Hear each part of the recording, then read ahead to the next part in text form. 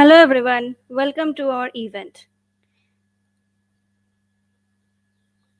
I'm Susmita Dey. I'm a final year undergrad college student pursuing BSc Computer Science honors course. I'm a Stack web developer passionate about open source and hackathons. Currently, I'm an MLH mentor and a graphic designer at Community Classroom. Today, I'm organizing this event for all the folks here to help them get into open source and start their open source journey from today onwards. You will learn a lot about Git, GitHub, and a lot more topics in fun way. In today's event, we will be demystifying Hacktoberfest and open source. Let's get to our today's agenda. Here's our beautiful agenda. Introduction session is going by me right now. Our next session is on Introduction to Open Source by Mr. Tamal Das. Then we will have another session on Hacktoberfest by Mr. Aqib Ali. After that, there will be a Git and GitHub session by Mr. Tapas Adhikari. Then we will deep dive into open source taken up by Mr. Praveen Kumar Purushottam. Then we will have a showcasing session where we will be showcasing some beginner-friendly open source projects only for you. Then at around 7:15, we will have the doubts and Q&A session where we will be solving all your doubts and answering all your questions. And last but not the least, there will be a closing note session and a thank you. Let's meet our awesome speakers of this event. This is Mr. Tamal Das, this is Mr. Aqib Ali, and this is Tapas Adhikari and this is Praveen Kumar Purushottam. I hope you will have an awesome session today by learning from these folks, and you will gain a lot more knowledge from today's session.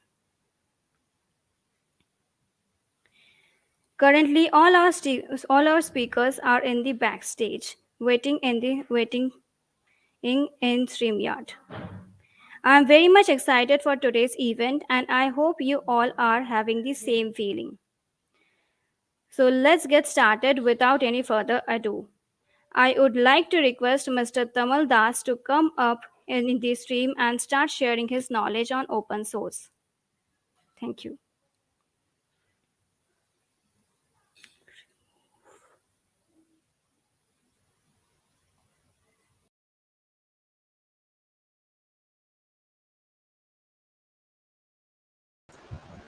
Hello everyone. So yeah, I think my audio is coming pretty clear.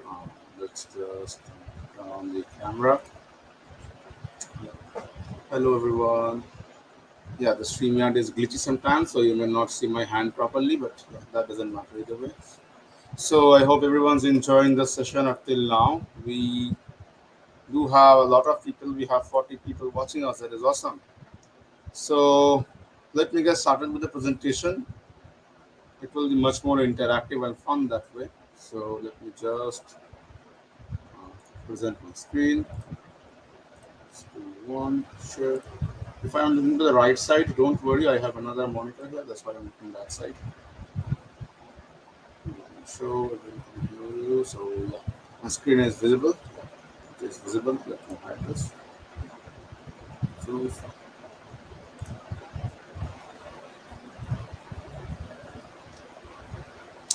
So yeah, welcome everyone.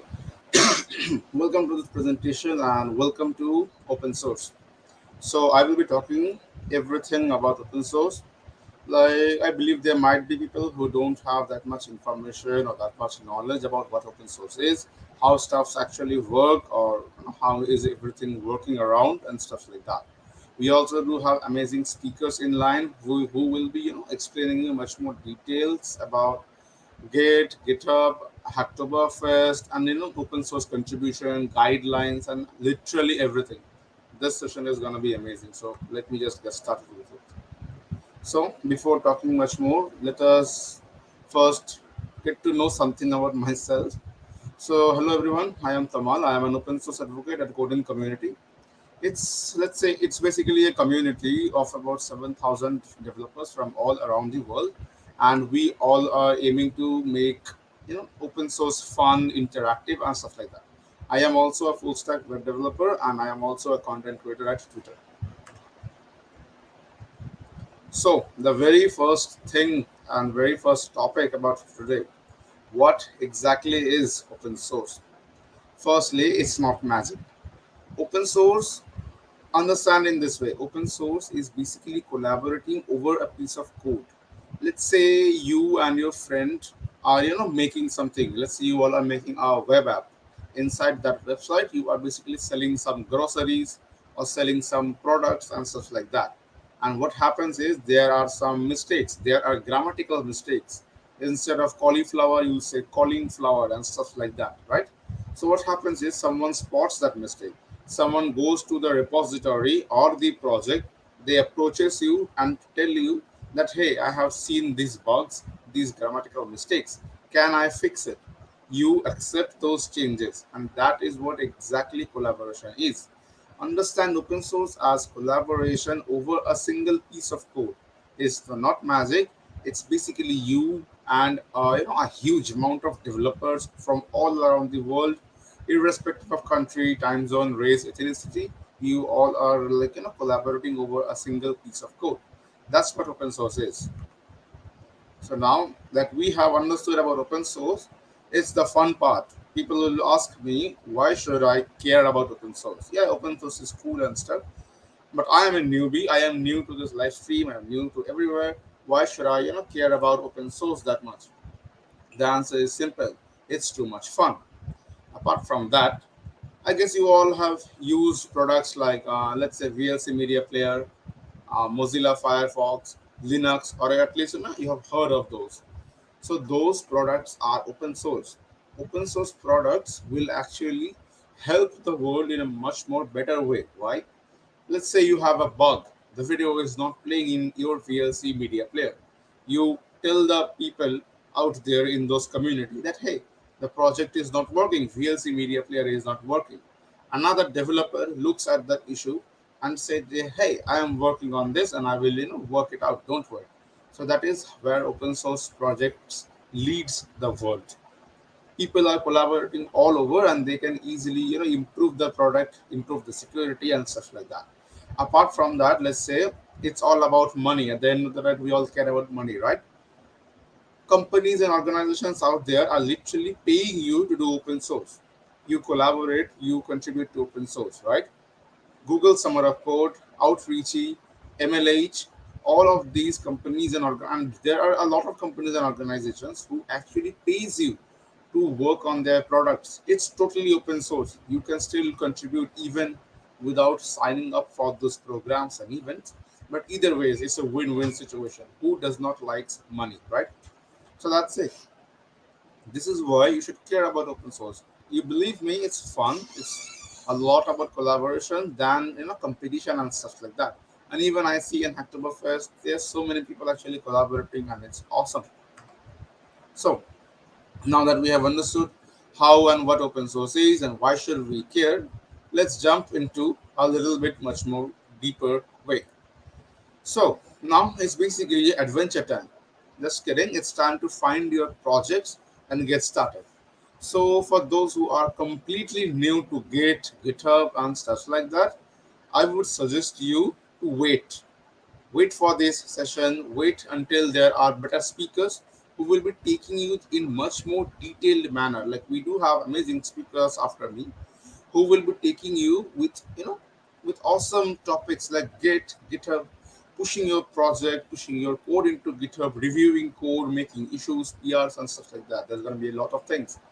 So don't worry about those. And those of you who are familiar with Git and GitHub, this is for you. Let's get started now. Let's take a look at how projects are working and how you can find projects as a beginner. Let's open GitHub. So instead of presenting and everything, let's actually get some hands-on, and that way you all will be able to learn easy. So this is how GitHub looks like for you. It might look a little bit different. This is my GitHub's homepage, right? As you can see, it's github.com. I will zoom in a little bit. This is github.com. All right. So, how to find projects? This is the most interesting and most talked about topic. There is a search bar right here. Do nothing. Click on that search bar. Just click with mouse for one single time and then press enter. Once you press enter, you will come to this page. This page is rather hidden, but it's okay.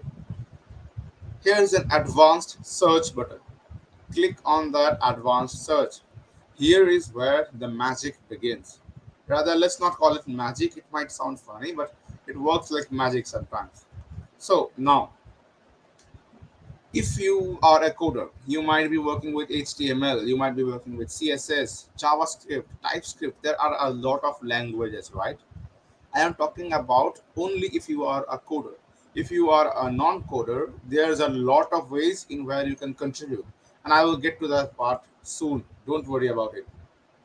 So, once you are here in this advanced search page, you are a beginner. You want to search your projects, right? How to do that? There are questions in the chat. I will answer Vikram. I will answer you very soon. Don't worry. Let me just show this first. How to find projects.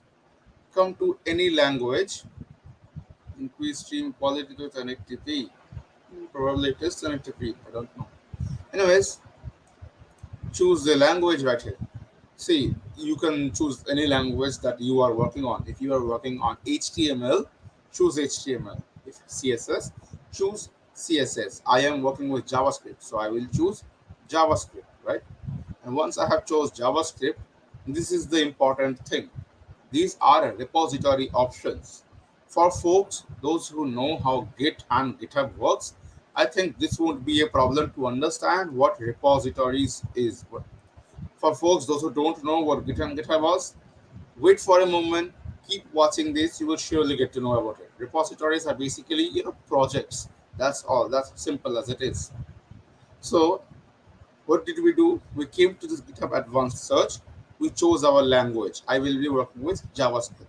The next step, I will be choosing the amount of stars I have. Let's say I make it 100.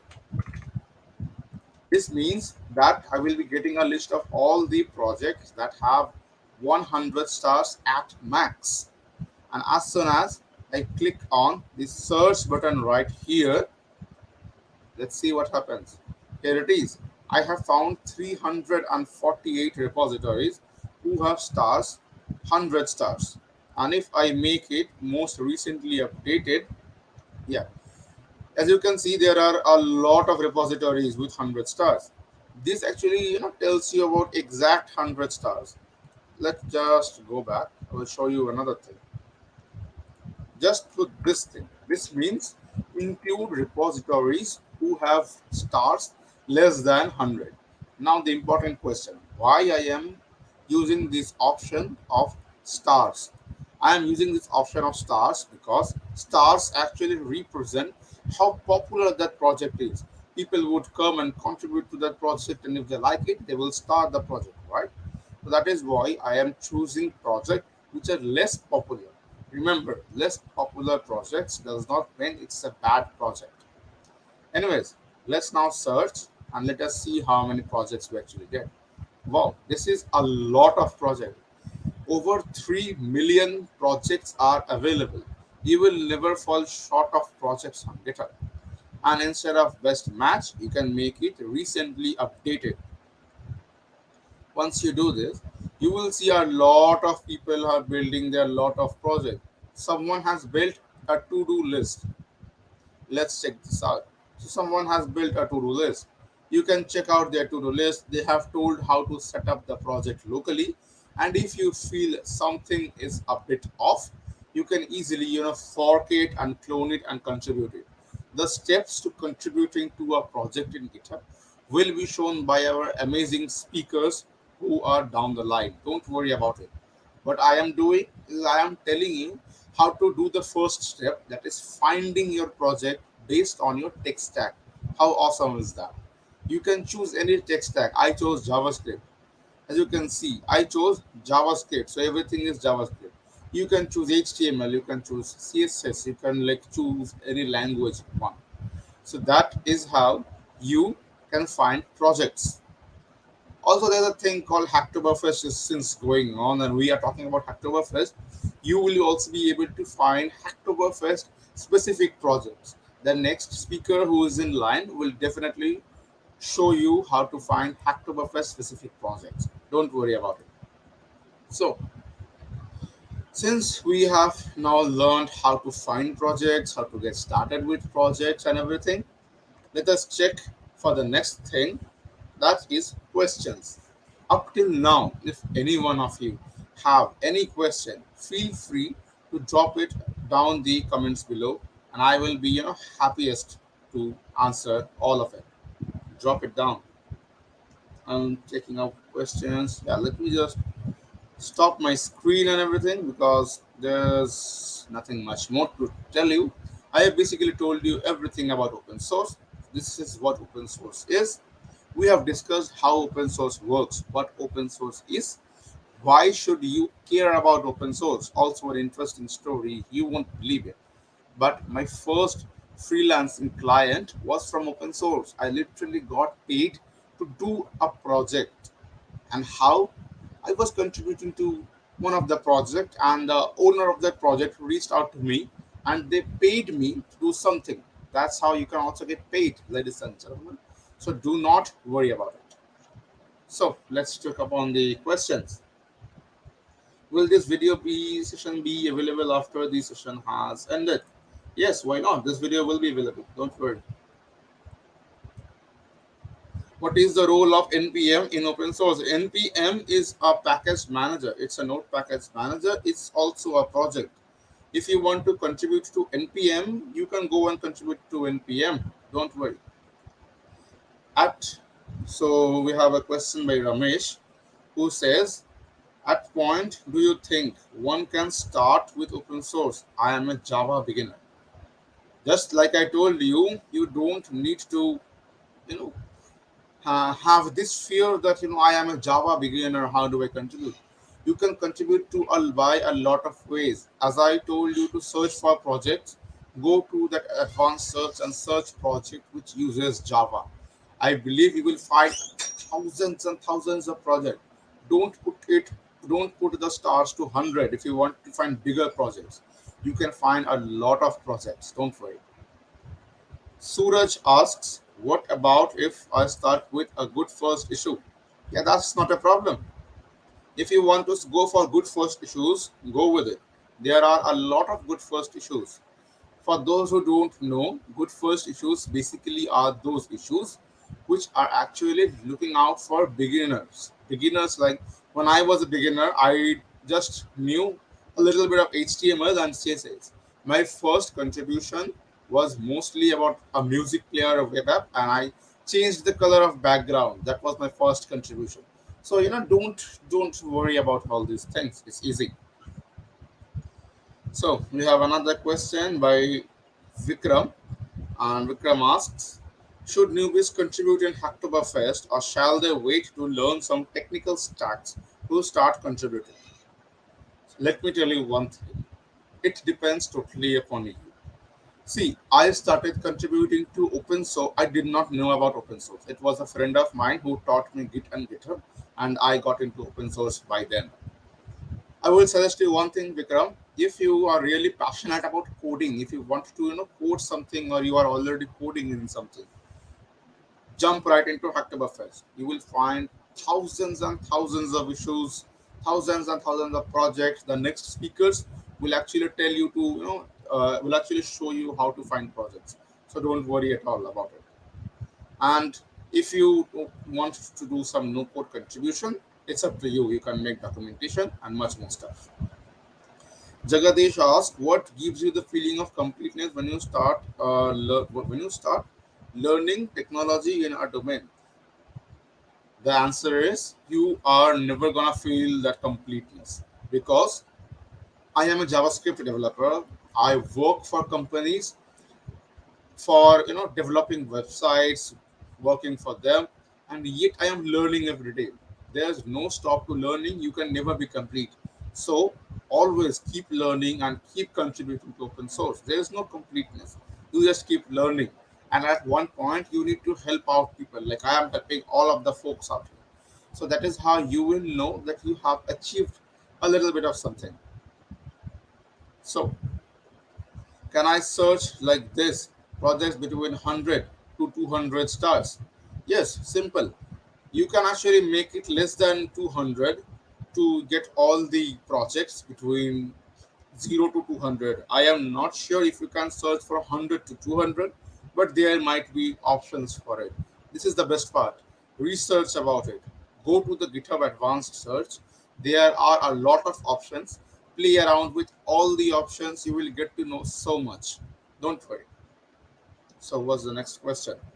How many contributions do I need in open source to build a great CV or resume? There is no limit to contributing to open source. Like all the speakers out here, me, Susmita, as you have seen, we contribute to open source anytime and any day. We don't stop contributing to open source. So there is no limit. There is no upper limit. There is no down limit. So you can contribute as much as want and put it into your CV. Don't worry about it. Will Hacktoberfest help me building a great CV?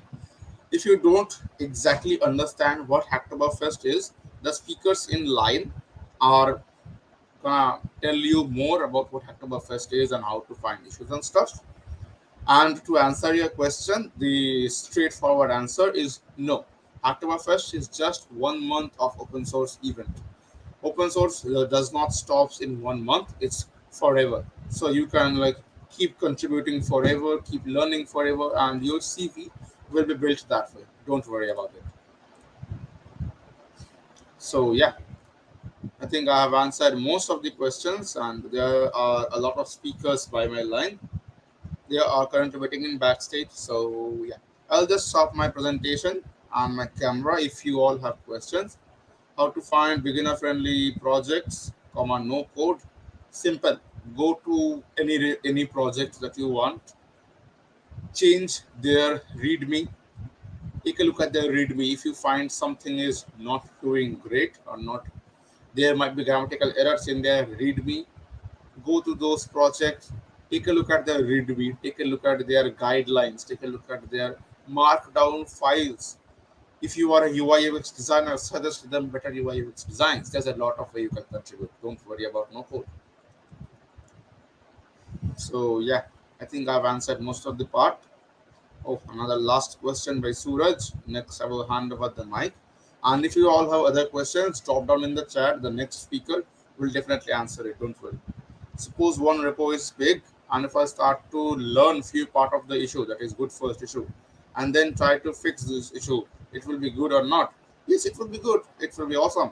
If there is a huge project, don't worry about it. If there's a huge project, go and contribute to it. Search for good first issues in that project. You don't need to understand how the whole project is working.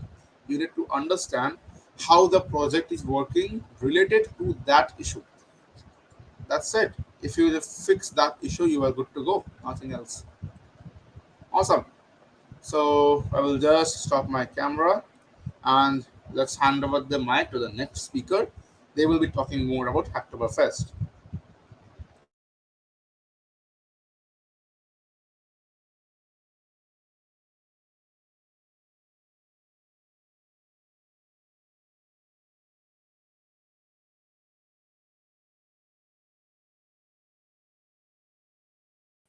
So, hello folks, how are you guys doing? I hope you all are fine and good. Actually, my camera is not working, so you can't see my face. I'm really sorry for that convenience. So, let me present my screen first so you everyone can see my screen.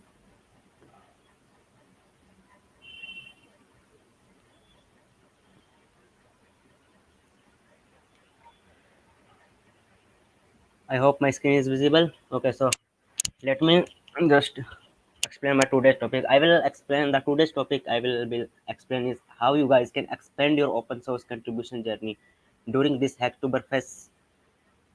So I Akib Ali and I'm taking today's session on how you guys can expand your open source journey during Hacktoberfest. So let's talk a bit about me.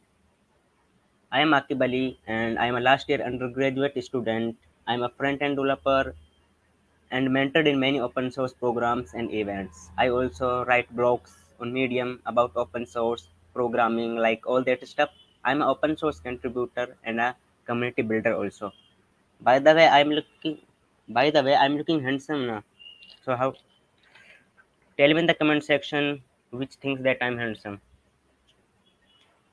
So now let's see what we will cover in today's agenda. So these are the topics which we will cover in this today's whole session. We will talk about what is Hacktoberfest, how does it work, how you guys can earn swag it. I know you everyone want to earn swag. We will discuss it later in the big details.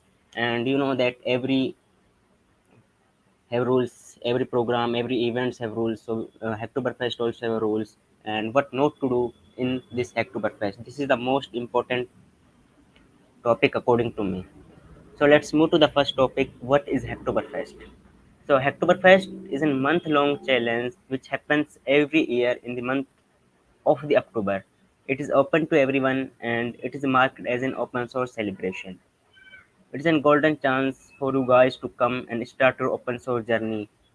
Whether you are beginner or you already know about open source, everyone can come and contribute to the Hacktoberfest. So move to our next topic. How does it work? So how does Hacktoberfest work? In Hacktoberfest, project maintainers submit their open source project. Like they have some open source project or repo by repo, I mean repositories, and the folks come, like you guys folks come and create an issue and submit PR. By PR, I mean pull request. You guys come and submit PR to that particular project or repo. All the repo and projects are tagged with Hacktoberfest label. You will see now when you guys can see that project. I will see you later that how the label will look like. You will see that there is a Hacktoberfest accepted, Hacktoberfest 2022. You can find the label. If any project or repo which is not tagged with Hacktoberfest label are not the part of the Hacktoberfest contribution. So remember that while making any PR, you just have a look on their labels, and if you are particularly want to contribute into Hacktoberfest on that project, so just have a look on their labels. If they have labels, then you can contribute. If you want to contribute like open source, and so then there is no need of to look at their labels. So let's move to the most interesting and awaiting topics. Any guess? I can not see anyone. And guess what is the next topic? So the, I know how to earn a swag kit. I know you everyone is waiting for swags. Everyone wants swags. I also want swags. So let comment me down in the live chat. I want to see that who wants swags right now. Okay. For earning a swag kit, you have to follow some basic simple rules. Like you have to try to submit at least 4 PR and all the 4 PR are merged by the maintainers. All the PRs are tagged with Hacktoberfest accepted label. If they do not have Hacktoberfest accepted label, then the PR you have merged, then the PR note are in, then the PR note included in the Hacktoberfest. If you submit less than 4 PR, you are not eligible for swag kit. If you submit like 4 PR or more than 4 PR, then it's okay. You guys are eligible for the swag kit. Did you guys know that every programs events have some rules? So Hacktoberfest also have its rules. Okay, let's see what are the rules of Hacktoberfest.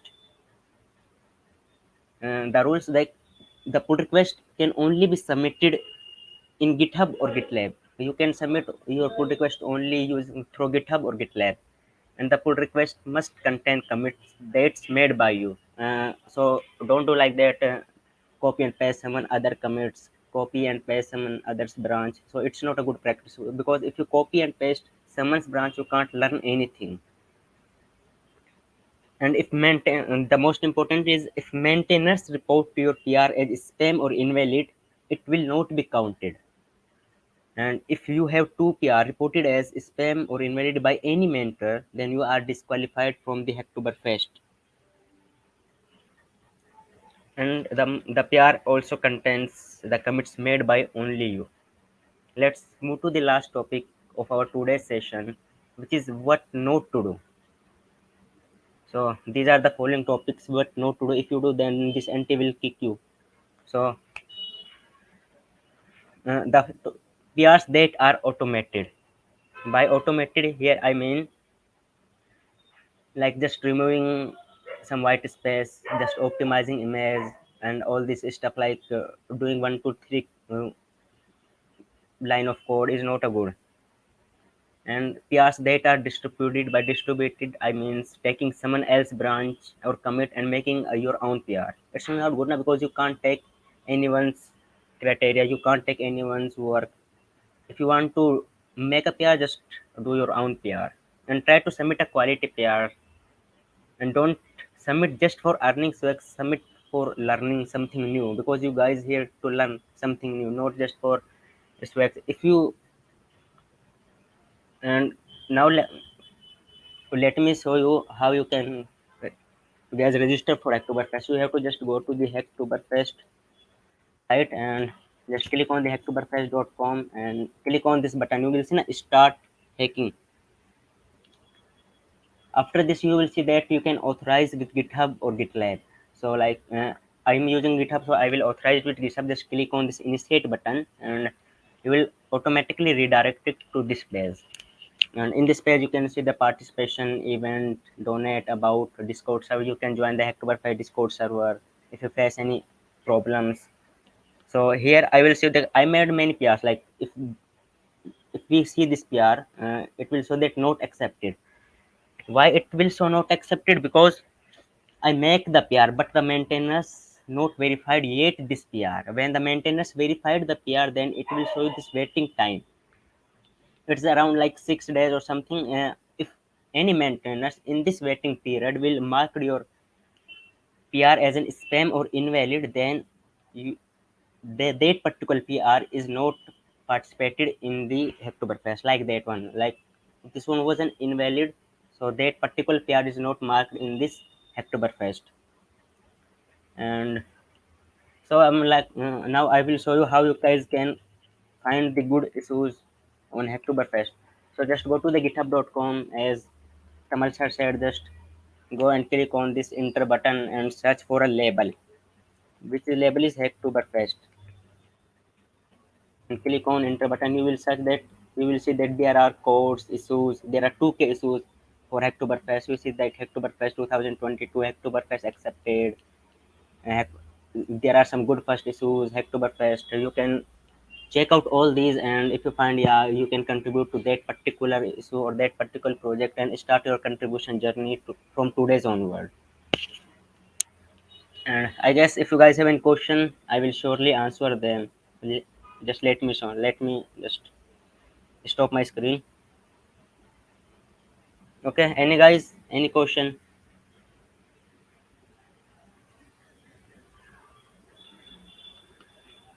I see that no one have any question. I guess all will good now. सबको समझ आ गया क्या?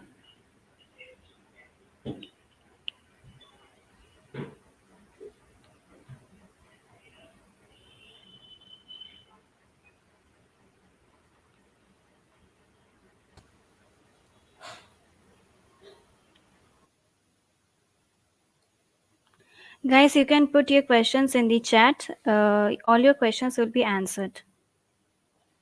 Akib is waiting here for you all. If you have any questions, kindly put it in the chat.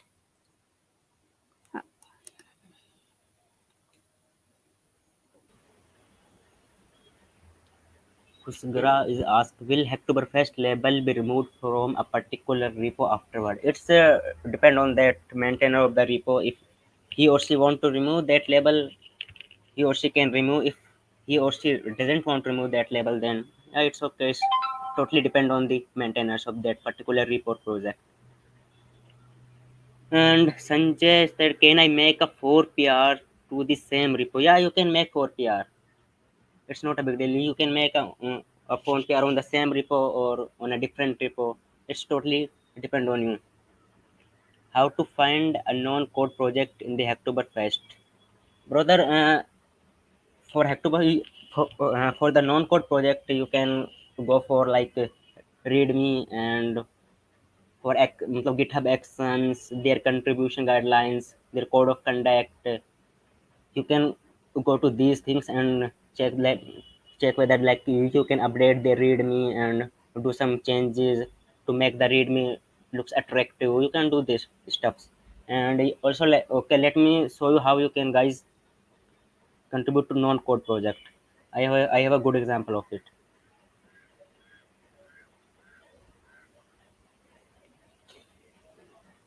I have created a repo. It's called an awesome profile readme GitHub. You just go to github.com. I am actively okay. So this is the my readme. This is my profile, which every when everyone came to my profile on GitHub, they can see this profile. So you also can contribute to this profile. How like go to this awesome readme profile. It's under the Hacktoberfest, and you will see like in this profile section there are many contributors who contribute their profiles. Let me say this one, Motion Haq dot. So like he contributed his profile to that particular project. You just go to the issue and click on new issue, and just write your GitHub username. Like your GitHub username is around xyz dot md. Md is for the markdown file, and just leave a comment, just I want to add my GitHub profile, like that, and click on submit new issue. After creating an issue, just hook that particular project, and after forking, just go to that profile section and add your profile in this section. Like take a screenshot of your profile and add this, and after adding your profile, go to the put request and make the PR, and I will merge all your PRs, because this project is under Hacktoberfest. You can see this labels. This is Hacktoberfest 2022. Hacktoberfest accepted. You guys can come and contribute to that project also. It's completely known code. You don't have to just type a single code line. It's completely known code project. Mm. So I can see many questions. Okay. Do I need to get assigned to a particular project to or pull request? Yeah. You for any particular project, first you have to create an issue and check that whether the issue you are creating is already opened or not. If the issue is already opened, so then don't create that issue, and so try to create another issue. When you create another issue, the maintainer of that particular project will see your issue, check your issue, and assign that issue to you. How can someone do contribution to a project, like making changes in a code?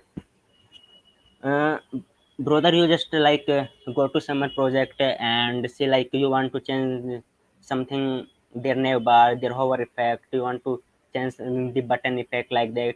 So that's create an issue like I want to change the hover effect of that particular button, and fork that repository in your local and clone it in your local.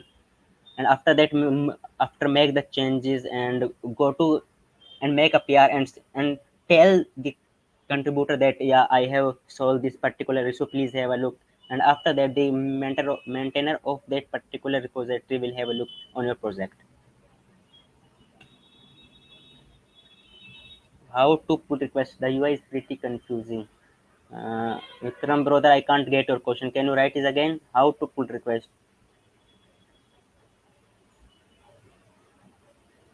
I feel little confused when I see the code base. What is the good way to looking into code base? As there are so many files. Brother, like you don't want to open all the code. Like you want to contribute in a like just a navbar section. So just go to their like index.html file and see the navbar. And like you want to change the hover effect. So just go to the style.css and whatever the file name, and go to that particular file and just do your work, just code and just submit the PR. You don't need to open all the files. Just go to open that particular file in which you want to contribute. Can a first year undergraduate can be contributed. When I start my open source journey, I'm also in the first year, and I can see many. I have a friend, and he's in 12th class, and he's and contribute to open source also. At first I need to tell maintenance that I am working on this particular issue, or I can start with no, first you have to tell the maintenance that you are working on that issue. If you didn't tell the maintenance, if someone is already working on that issue, then it will be it will give you a merge conflict, and the maintenance will mark this as an spam or invalid. So if the PR is marked as spam or invalid, then you are obviously disqualified from the Oktoberfest. So tell the maintainers that you want to work on that particular issue. It's totally depend on the maintainers, like how much time it takes to accept a PR. It's totally depend on maintainers. Everyone have their like particular time, private time. So when they are free, so they can accept your PR. It's totally depend on the maintainer. Suppose two people are working on the same issue, so which code they will merge? Obviously, they will merge the one which they assign the code. If they assign the code to me, then they will accept mine. If they assign the code to you, then they will accept yours. And if you both submit a PR on the same line, then it will show a merge conflict. And so we first need to select the project and then go to the issue tab and create an issue. And then when it assigned to me, then I can go to yes. Obviously, first you have to select a project and then click and then create an issue, and after assign the issue to you, and then you can working on that particular issue. You're right. I got it. Thanks for the question. Thank you, brother. Thank you. I'm really happy. So I guess the next speaker is waiting in line. So just let me complete my presentation.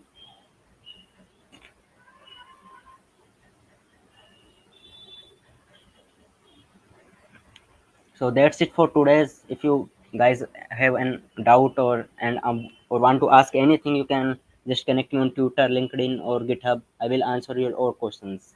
Thank you for today. Just welcome the new speaker.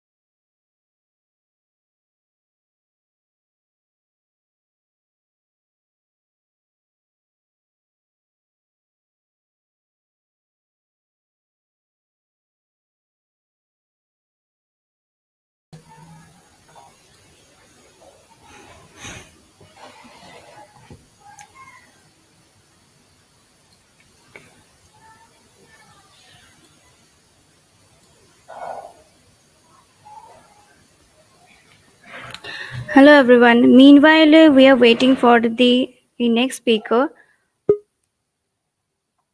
Let's move on to some more questions. Let me know if I am visible to you. If Let me know if you can see me.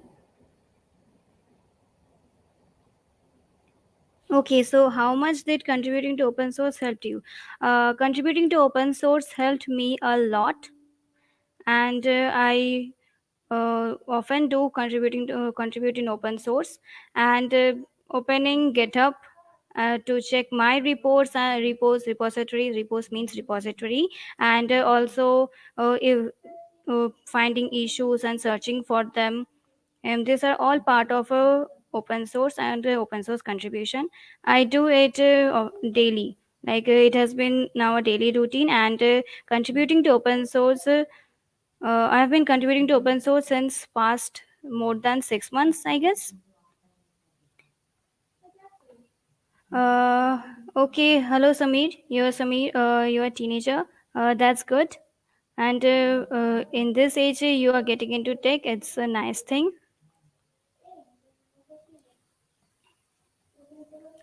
Uh, I guess Kushagra Mishra, your question have been already answered.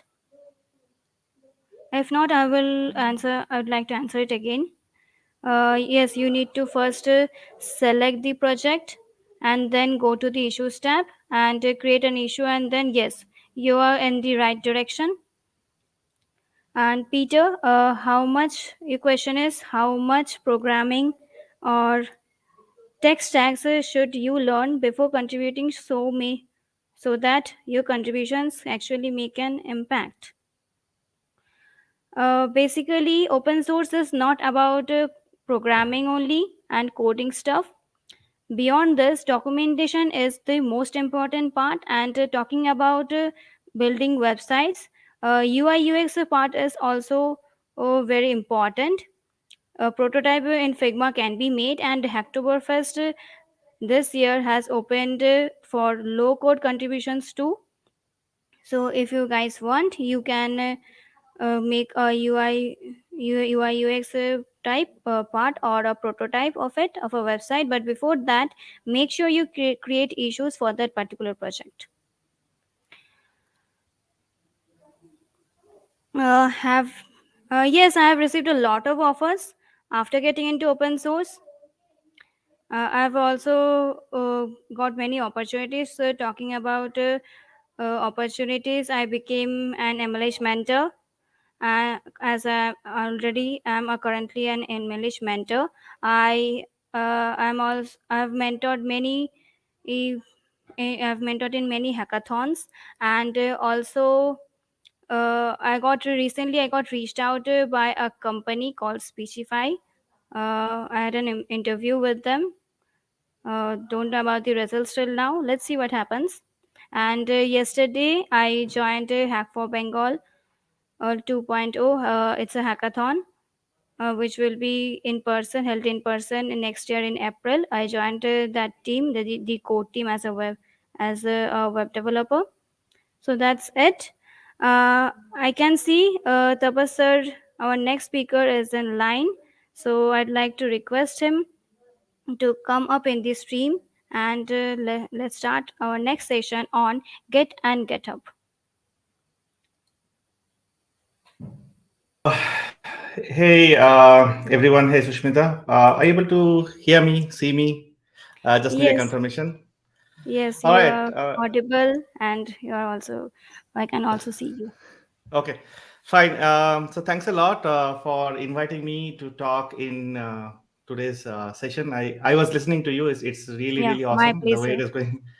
Yeah. So what I'll be doing is I was asked to kind of give an introduction to Git and GitHub. But before I do that, I'll just introduce myself a bit.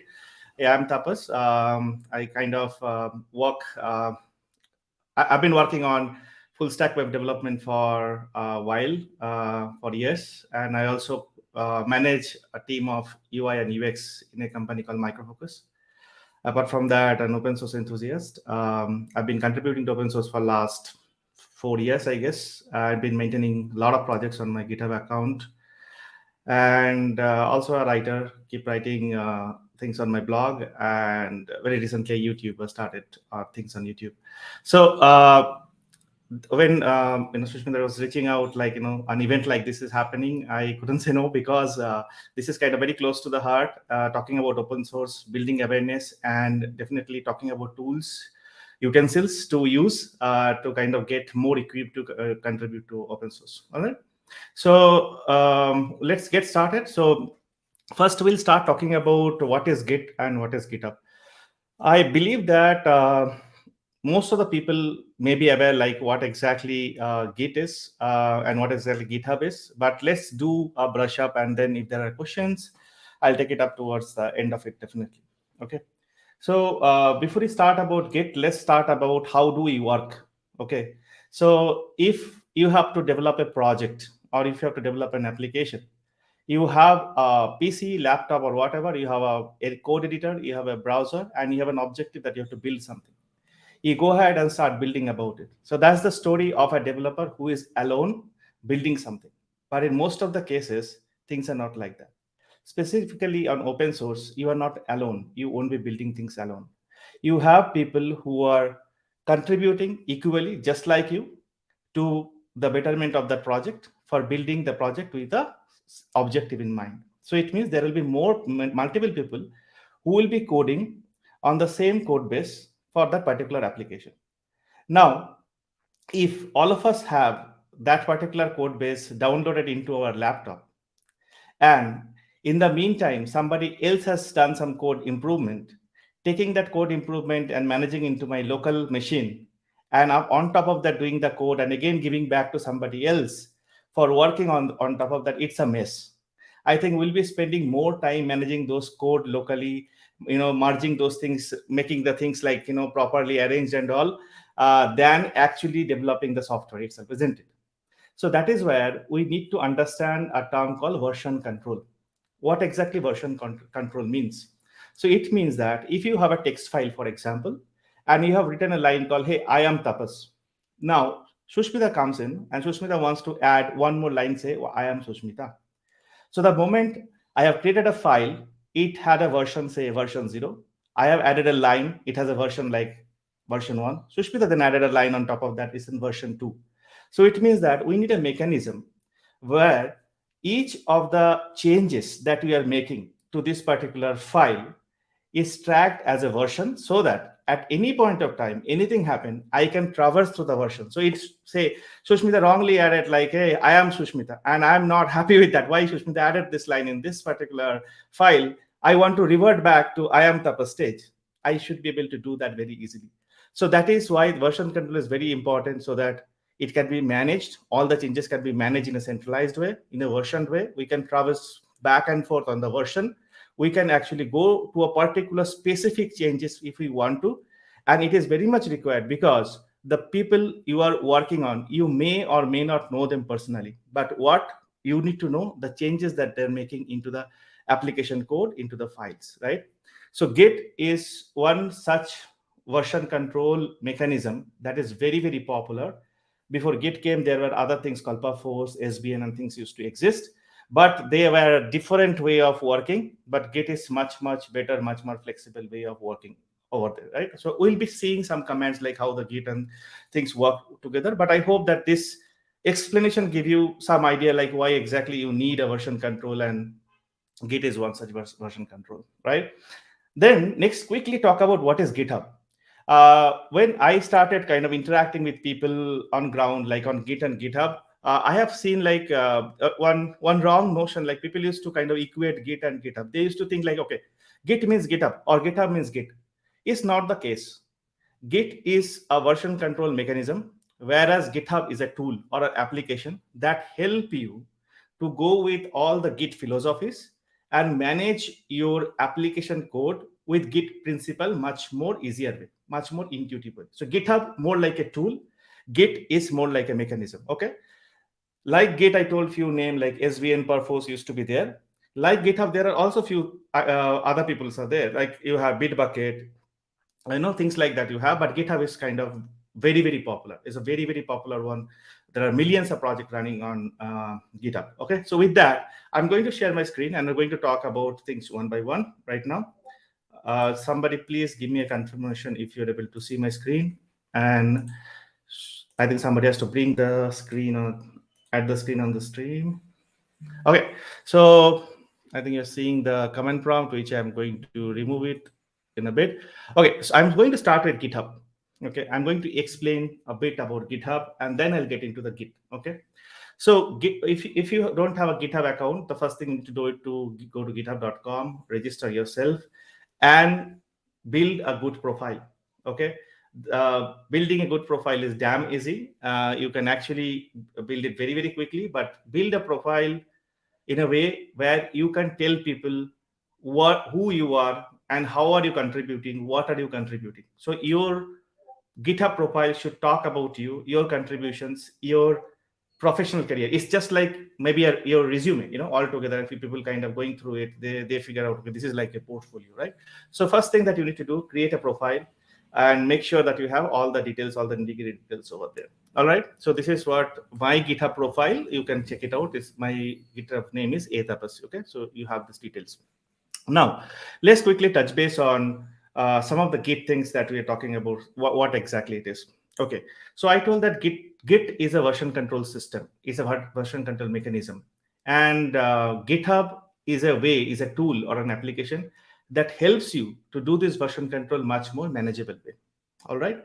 So what we are going to do now, we are going to talk about few terminologies that you will be hearing day in, day out in open source world or anywhere where more than you are working together. Okay. So in the GitHub terminology, let me just zoom in a little bit. Maybe you can see it properly. You have things called repositories. Okay. So in your brain, you can think about repository something like a folder, a big giant folder. Inside that, you are going to add other folders, other files, and everything. And those other files and other folders, whatever you're going to add inside this gigantic repository, everything you can do the version control.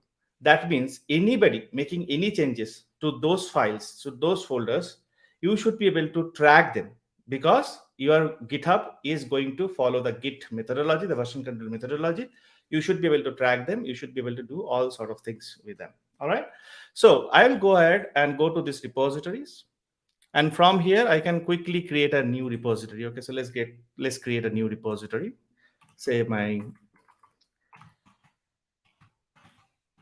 so let's give it a name. And whenever you are creating a repository, there are few hygiene or best practices or good practices that you need to follow, especially when you think that at a long term you are creating a project and you want to kind of open up that project for open source contributions. You want other people to kind of come together, join your project, collaborate, contribute, and things like that. There are a few basic things that you need to kind of adhere to. We'll first talk about that, right? And then we'll get into some of the Git command to interact with this repository. So one thing is like put a description so that anybody looking into your repository with the description, they can clearly figure out like what is this repository for. So this is a fake repository because I'm going to delete this after this session happen. Okay, so that is very clear description for me. You can make the repository public because you want other to contribute, but there are few occasions where you may want to make this repository private. I have around 10 or 12 private repositories because those are related to my office work. Okay, and then when you initialize a repository, always make sure that you add a README file. What exactly the README file? Basically, if source code is the heart of your project, a README file, a good README file is the face of the project. You can have the world's best source code in your project, but if you don't explain that what exactly it does, people are not going to come. People are not going to be interested to look into it. So make sure that you always have good README. I'm going to show you a few examples of good README in a while. So you add a README file. You can add it like this, or you can add it later also. Let me add it over there. Git ignore is something that on GitHub, you can generally push everything. Okay, you can even push a movie, okay, an audio file, a big 5 GB file, a 4 GB file, 2 GB file. You can try inserting that, but that's not what it is for. You are not going to do a version control of a movie file. You are going to do a version control of something which change daily, like your source code, right? So you might want to ignore certain kind of files from getting inside on your repository.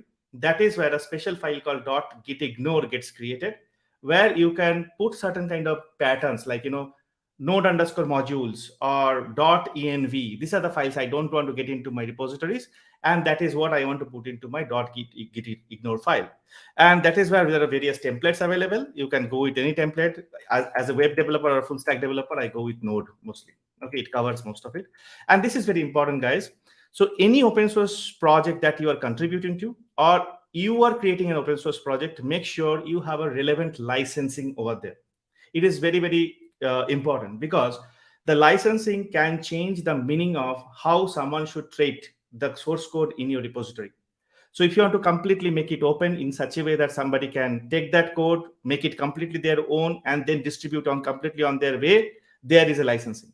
If you want them to kind of take the code, but they cannot modify the code, they can only use the end product of it, that is a different license for it. So you have to understand the licensing methodology properly, and then accordingly you have to select a license. In general, people select license like MIT, Apache license 2.0. These are the license for the open source projects because those are open. Source is open for anyone to look into and kind of distribute. So I'll go ahead and check MIT, and then I'll create a repository. So this repository will be created in a while. Yeah, so this repository got created in a while. And once this repository is on, I am seeing that the files that I have created right now, git ignore, license, readme.md, etc. is there. Now, GitHub actually provide you a beautiful way to edit a lot of stuff, directly from this interface, which I strongly not recommend. Why? Because if you are the only person working on this particular project, you can always go edit this readme over here with the edit button, put something, or you go ahead and kind of add a file over here, upload a file over here, you can do something. But it is not a very good way of doing this. The best way of doing this is by creating the branches. The next session, where we'll be covering the branching strategies and all, you'll be able to understand what exactly the branch and how we'll be kind of creating the different kind of branches and things like that. Okay, so I won't take that because we'll be anyway covering in the next session. So let's proceed further. I'm going to talk a little bit more about a few other terminologies of GitHub before I come to some of the Git command. So next thing, as a open source enthusiast who wants to kind of put the open source projects for contribution, or who wants to contribute to the open source project, they need to see few things, for that particular project. So one important thing that many of us ignore is called insights.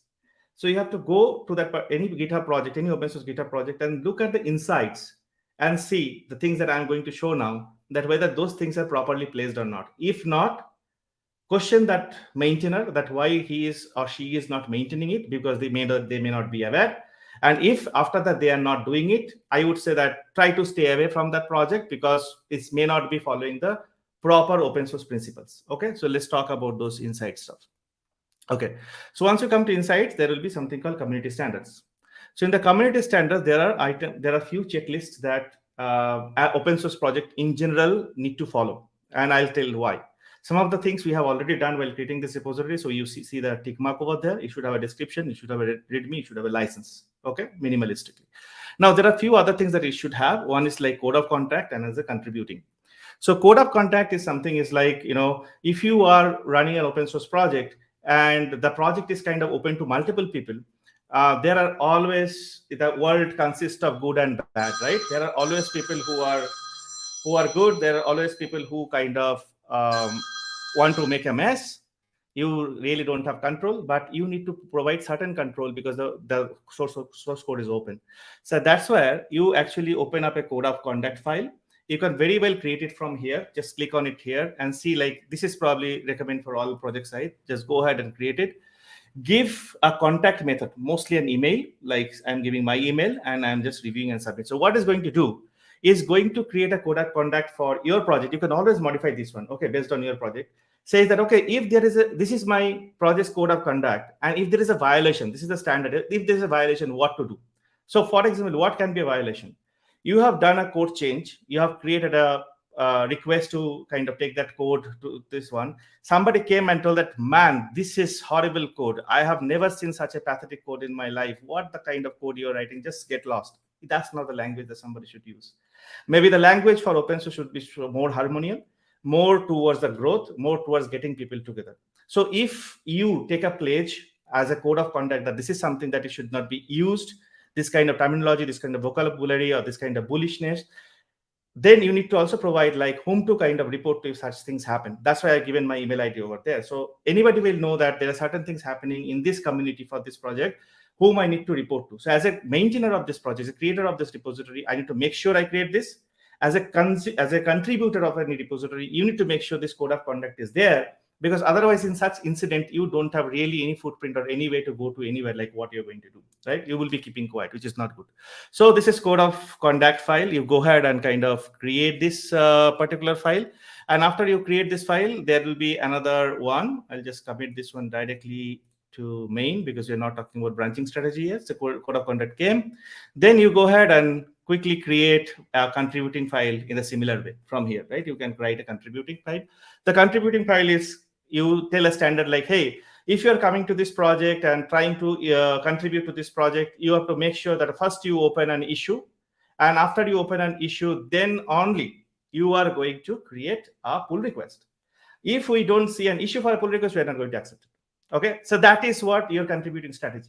Every project will have the different contributing strategy. You can go on your way, but there are various templates available from Rust, Google, Facebook, from React community. You can take any of the contributing guide, modify in a way, and that do it, because GitHub doesn't provide, even if you do add, it gives blank. It doesn't provide the template yet. Okay, so you have to kind of collect it from somewhere and you have to do. Now, the last two things that I'm going to talk about may not be very important, but it's good that you create some issue templates. What is issue template is like somebody coming to a repository trying to create an issue, you guide them with certain kind of skeleton or template saying that, hey, add a screenshot, or describe this one properly. So you add a kind of template. Let me just quickly add one template and show you. You will get an idea. So go to template. I'll add two templates. One is bug report, and another template I'll add as a feature request. Okay, and then after that I'll do this propose changes and I'll merge this. Let's see what happens. So once this is done, you will see a new folder got created called .github. Inside that you have issue template. And once you go inside the issue template, you have a bug and feature MD already created. But what is the impact of it? So once somebody comes to these issues and try to create a new issue over here, they will be seeing this template. You see that? It was not there before, any repository, bug report and feature request. Now, if you go to this feature request, and try to create over this one, you see this template is already there. Is your feature request related to a problem? Please describe these things and things like that. Believe me, when I was not doing this, but I was kind of exploring open source, people used to create a issue saying that this, and tell me how annoying this is. You don't know what it is, right? So you don't want to get into that kind of trap. So you are going to do this, right? All right. So this is about all I told about like GitHub. And let me quickly show some good example of maybe readme file before we go to the Git commands. So I have few repositories maybe where I can talk about good readme quickly. I don't know which one to pick up, so I was just taking some time. Maybe I can take this one, the one that we are working right now. It's called React Play. So if you see that, it has like what exactly this particular thing is about, an introduction. It's a clear introduction. If you have a logo or things like that, you can make it fancy. You can, if it is an app, you can add a link to it, like people can quickly see what is this app about. And then, the repository is always boosted by number of stars, right? So if you see over here, it's having around 482 stars at the right. So if you want to thank your stargazers, yes, you should do that. Then you start like how somebody is going to use this repo in their development mode. You put all those kind of instructions, and this will vary from product to product. How they are going to do the testing of the app as and when the code gets input, you give all these things. How are they going to deploy this one? You give this thing on, and how they contribute, what they get if they contribute. If are you looking for certain kind of supports, and then thank all your contributors. So you can go any fancy way for your README file. It's completely up to you. But what you do basically is like make sure that this exists, and this exists in a meaningful way. Okay, so we are good with this. Now let us go to our this repository, Hacktoberfest repository, and we are going to talk about how to deal with the Git commands. Okay, so I have a repository now. I want to start working with this repository. So the terminology that I am going to use, two terminology. One is called clone, another is called fork. Okay, I'll be more focusing on clone because the fork and the forking strategy will be done in the next session. So clone is basically taking a copy of this project locally in your computer so that you can start working on that. And when your work is reaching to a stage, you can actually push it back to somewhere where the source of the truth, the main copy resides, and that is GitHub. Okay, so the GitHub is your remote. And once you clone this thing into your local hard disk, that is called local. Okay, so this is two terminology. Don't get, there's nothing rocket science. Local and remote. Remote is GitHub, local is your box. All right. So how do you clone it? Basically, you come to code, And here you have different clone methodology. You have HTTPS way, just copy this one and you give a command like git space clone space this URL, things gets cloned. Or you can do like SSH configuration. So some cases, maybe you don't want to remember your password or don't want to save your GitHub password every time, but you can create a SSH file. There is enough documentation on web like how to create an SSH file and integrate. You can check out, and you can actually use this one as well, or you can use GitHub CLI, directly. So we'll go to SSH because this is what is set up for me, but the command is exactly same. Only this URL changes. Okay, so I'm going to pull this one up and making little bit not like this. View and then go to smaller. Yeah. Okay. So what I'm going to do here is like I'm going to do git clone. So the command that I'm pressing here, git space clone, and then before that, let me go to my projects folder because I don't want to pollute other places. So git clone, and then I'll paste this particular URL that I have copied from there. So what I'm doing with this command, from remote repository, I'm making a copy of this project into my local hard disk. Enter. So it's cloning Hacktoberfest project over here, and it's asking for my SSH password. I'm just going to give that, and it is going to clone it. So one thing with Git, if you're a new user, I would like to strongly encourage you. Every log that it produces, read them. Most of the people don't do it, and that is why they find the Git is difficult. Okay, so if you read the log over here, it exactly says what it is doing, and this is what in plain English what we are doing. What is doing, like counting how many objects are there. It means how many files and folders are there. Then they're compressing it because it has to download, and then it is getting the total thing and getting it into your hard disk. That's what it is doing. Now I'm going to go to Hacktoberfest repository. I guess that was the name I have given. Yeah, cd Hacktoberfest. All right. And if I do ls, I'm seeing that exact files that was there in the remote are over here.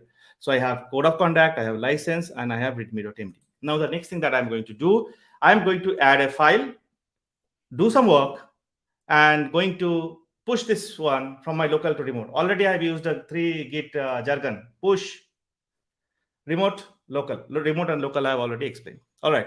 So let me go ahead and do something. I'll just go and open my Finder and share it in a moment. So the Finder is here. And then I'll go to this particular folder once. So let's go to this folder called projects. And then we have, say, Hacktoberfest. And we have this README and things like that. So what we can do is like I'll be creating a new folder. Okay, so let's say new folder name is, say, test folder. All right. And inside the test folder, let me do one thing. Let me take a maybe a file, say, from blog remix. Let me take this JS file for a moment and then go back and go to Hacktoberfest and go and create this. So this is, let's say, my project file. I have just created my project file. I've created this guy, and after that you're probably able to see it. Like I'm created this one and then the test folder. So I'm coming over here. If I do ls, I should be able to see this test, and inside test I have this this JS file. Now I have added something. Every time, actually the practice that I follow is like I use this command called git status a lot. Okay, spelling mistake. Git status a lot. What it says like the file, what has been changed locally, right? So the thing that is showing here is like one file called .ds_store. So some people might know that in Mac this file gets generated often. You can ignore this, and then you have a test folder which I have just now created, which I'm interested in, right? So the test folder, I'm not going to basically .ds_store going to commit. And if I don't want to commit and it is annoying me, what do you need to do, guys? I just explained.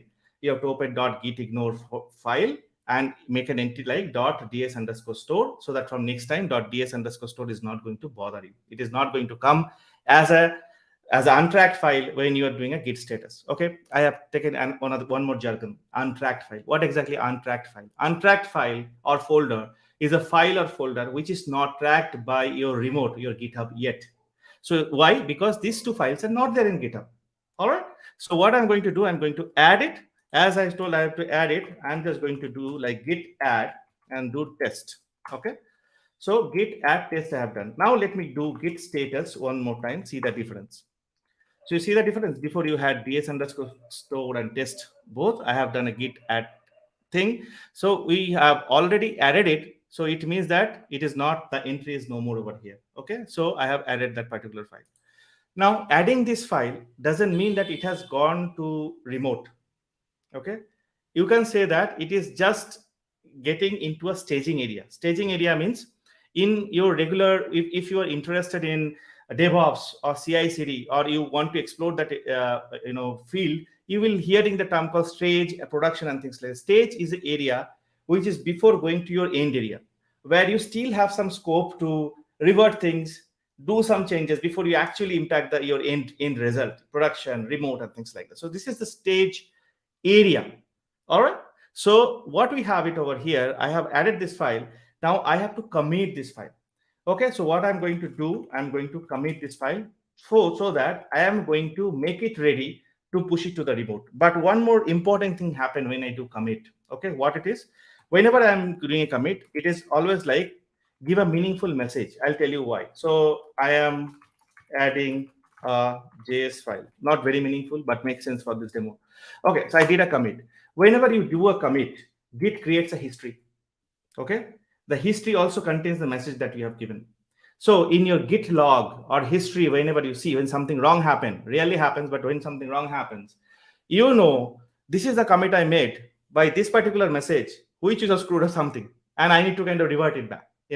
So this is why this message is important, that you give something meaningful than ABCD or 1 2 3 4. And always people give like same test commit, test commit, test commit, 100 test commit. You don't know which test commit really made things bad. So always have patience and give some meaningful comment, and it is going to create a history. You see this over here. Okay, and then the final thing that you need to do now, still when you committed, it is still locally, it just created the history locally. If I come over here and do a refresh, I won't see the test folder yet, because the test folder is still not in the remote. So the final thing that you need to do over here, you need to do a git push. All right. So if you do a git push, what exactly happens is like it is going to ask me my credential, because I'm pushing it to remote from my local, and now this guy got pushed over here, and I'm also seeing my commit IDs over here. So if I go ahead and refresh now, I should be seeing this test folder over here, and here I see the test folder, and I see this particular JS file also I have committed. All right. So now if other person is working on this one, they would have cloned this one already, right? They would have cloned this one already. They just need to do a git pull, so that what pull is going to do, like clone has created a copy, the exact copy, whatever there was in the remote to your local machine. The git pull command for them do will, like whatever the difference between their code in the local and the code in the remote, this just going to get that difference into their local machine, so that they can start working on the most updated code. Okay, so somebody will open the terminal, do a git pull, and the git pull will bring them this test folder with this particular JS file, so that they can actually start working on this one. So this is basically the working model between the GitHub and things like that. I have probably not touched base on many things like what is forking, what is branching strategy, and maybe merge conflict stuff. I expect that it will be taken in the next session. But I want to take few questions at this point, right? If you have, I would really love to kind of explain. Any questions anybody have got so far? Or anybody want to highlight any questions?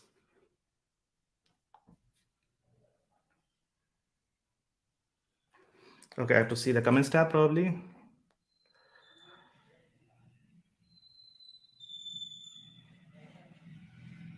Okay, so how to resolve in GitHub, not in VS Code?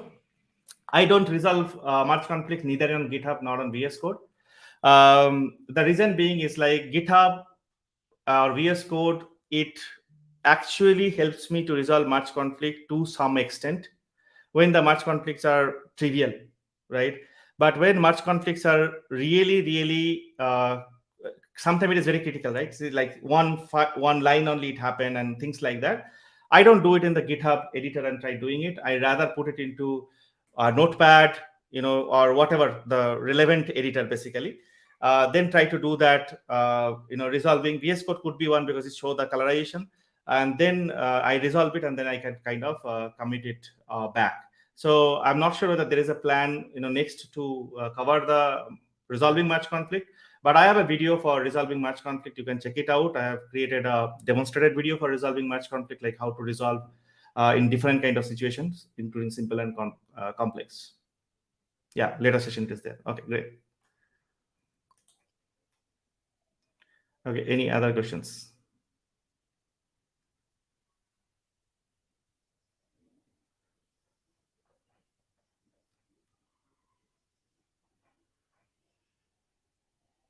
Okay, Susmita, is there any question that I missed out in chat that I need to answer? I was just looking for.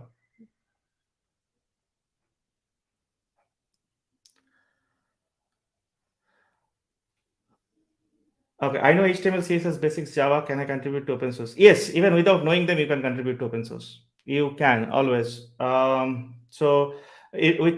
With my experience so far, open source is not about you learn everything and come to contribute. It's about you contribute while you learning, or you learn while you contributing. So what you need to do is like you might have to get right project, which will encourage you to contribute and learn together. And once you have that project, you also try to find out a community associated with that project, which will encourage you that even if you are lagging, even if you are struggling, it will encourage you to kind of learn further. These are the only two things that you need to make sure that you are spending time on. And once you have such things, you just need to go about it. It is nothing like you have to learn HTML, CSS, Java, JavaScript first to contribute to open source. I'll share that in the comment, or Susmita can share it probably. It's Tapas Adhikari, my name, so you can check it out. How to revert back in repo? You don't revert back on GitHub directly. Okay, so you have command like git reset, and then there is a ways, there is a reversal philosophy that you have to kind of maintain, whether you want to do a hard reset or there is something called a soft reset. So what kind of reset that you want to do? So git revert is a commit that you can actually do. You also can do something called, so okay, well, let me start in this way. In Git, everything works perfectly fine as long as you maintain or manage certain philosophies or certain standard principle among your team.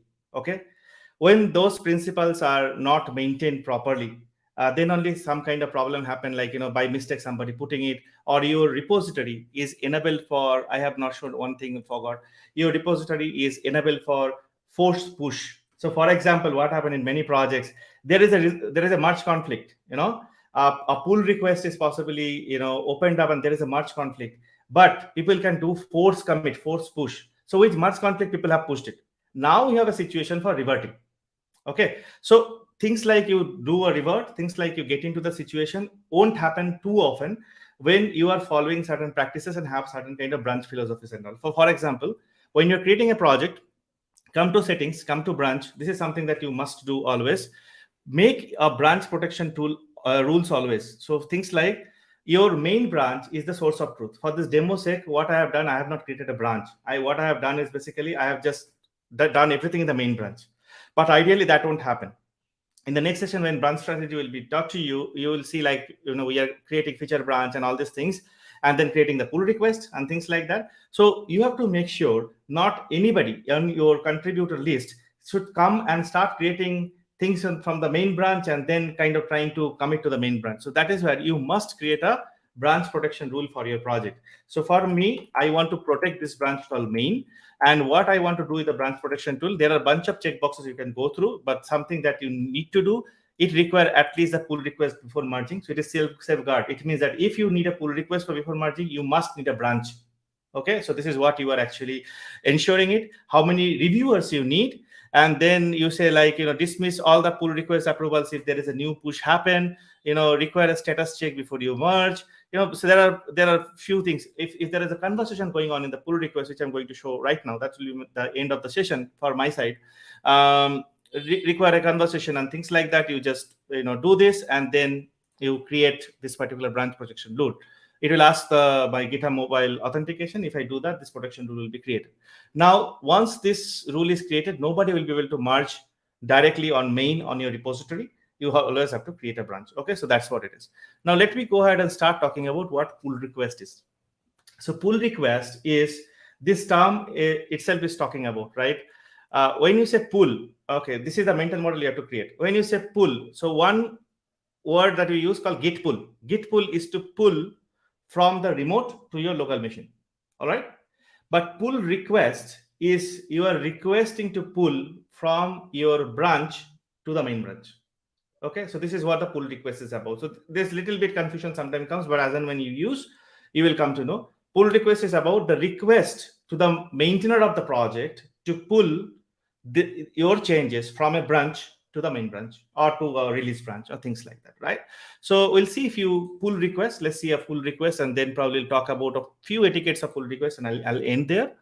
Again, I'll probably show the project that we are working on right now for the Hacktoberfest. It's called React Play.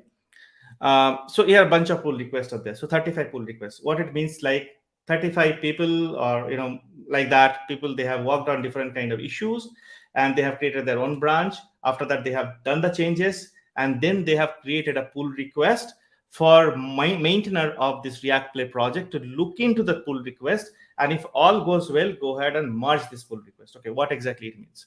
It means, like, let's go it into any pull request. So for example, this one, empty node error.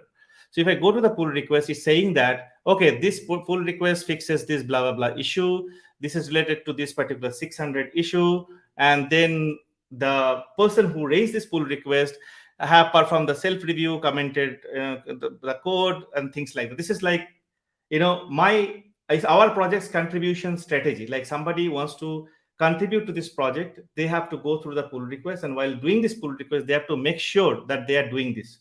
And to some extent, we go by the trust. We trust people that they won't just check it by the namesake. Anyway, we'll be doing the review of it. And once they create this pull request, what it shows, basically, it shows few things. One thing is, like, it shows all the commits. The one commit that I made to kind of push that test file. All the commits made by this particular contributor. I can go to now each of this commit and can see like what exact change they have made in commit by my commit. Or I can also check what is the overall change, overall differentiation of the code that they are in the main versus this person's specific branch, what exactly they have changed. I can see side by side. And once I'm satisfied with this, I just go ahead and kind of approve this. If not, I put some comment and give for request for changes, and the person gets notified. Again, they work on it, and again, they push it. The latest commit again gets added into this pull request. Again, the file gets changed. I get notified, and I do this. So this is a cycle. This is a cycle that usually people follow. And once things happen, the things gets merged. One quick note is about the pull request. It's like very important. If you are contributing to your open source project, pull request is the area where you will be interacting with people who are in the other side of the world. Other side of the world means the maintainers, the people, the project owners who have created the project initially. So when you are actually contributing, please make sure that you try to connect with them. You don't be abusive. At the same time, if you're getting bullied or abusive, please raise alarm, and then also have patience, because some projects are very busy. Like your pull request may not be picked up immediately that you have created. It might take 2 days, 3 days, 4 days, 5 days, depending on what is the rate that people are reviewing it. So have patience. You can always ask questions by when it will be done, but not like kill the moderator, like, hey, when it will be done, right? So some of the pull request etiquettes, please make sure that you actually maintain when you are contributing to open source. Okay, as a moderator also, it is expected from you. All right. Do you always need to make a branch while pushing the changes to the GitHub? You always have to make a branch while pushing changes to the GitHub, not technically, but morally.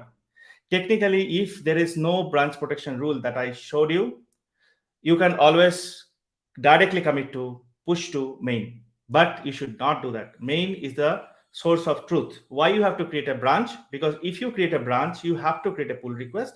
And if you create a pull request, you have an opportunity for someone to review your code. And so if you are doing something wrong, it is caught at this level I'm showing, and you have an opportunity to correct it on your branch again, recommit and things, and then get into the masters. That's the philosophy. Branch to main, branch to main, not to main always. So please create branch here. Difference between git push and git commit. Good question. So I showed like whenever git is a version control. Okay, always start thinking from the basic. Git is a version control tool. What version control means each of the changes that we are making into a file or folder should be versioned.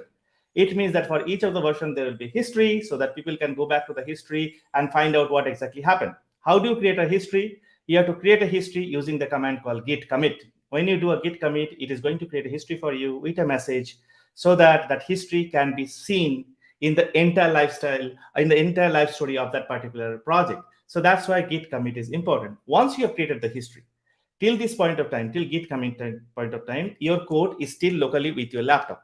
It has not computer. It has not moved really to the remote, really to the GitHub. For this to push to the remote from your local, you have to use the command called git push. So that's the difference between git commit and git push. Any further questions? And I'm probably taking some extra time.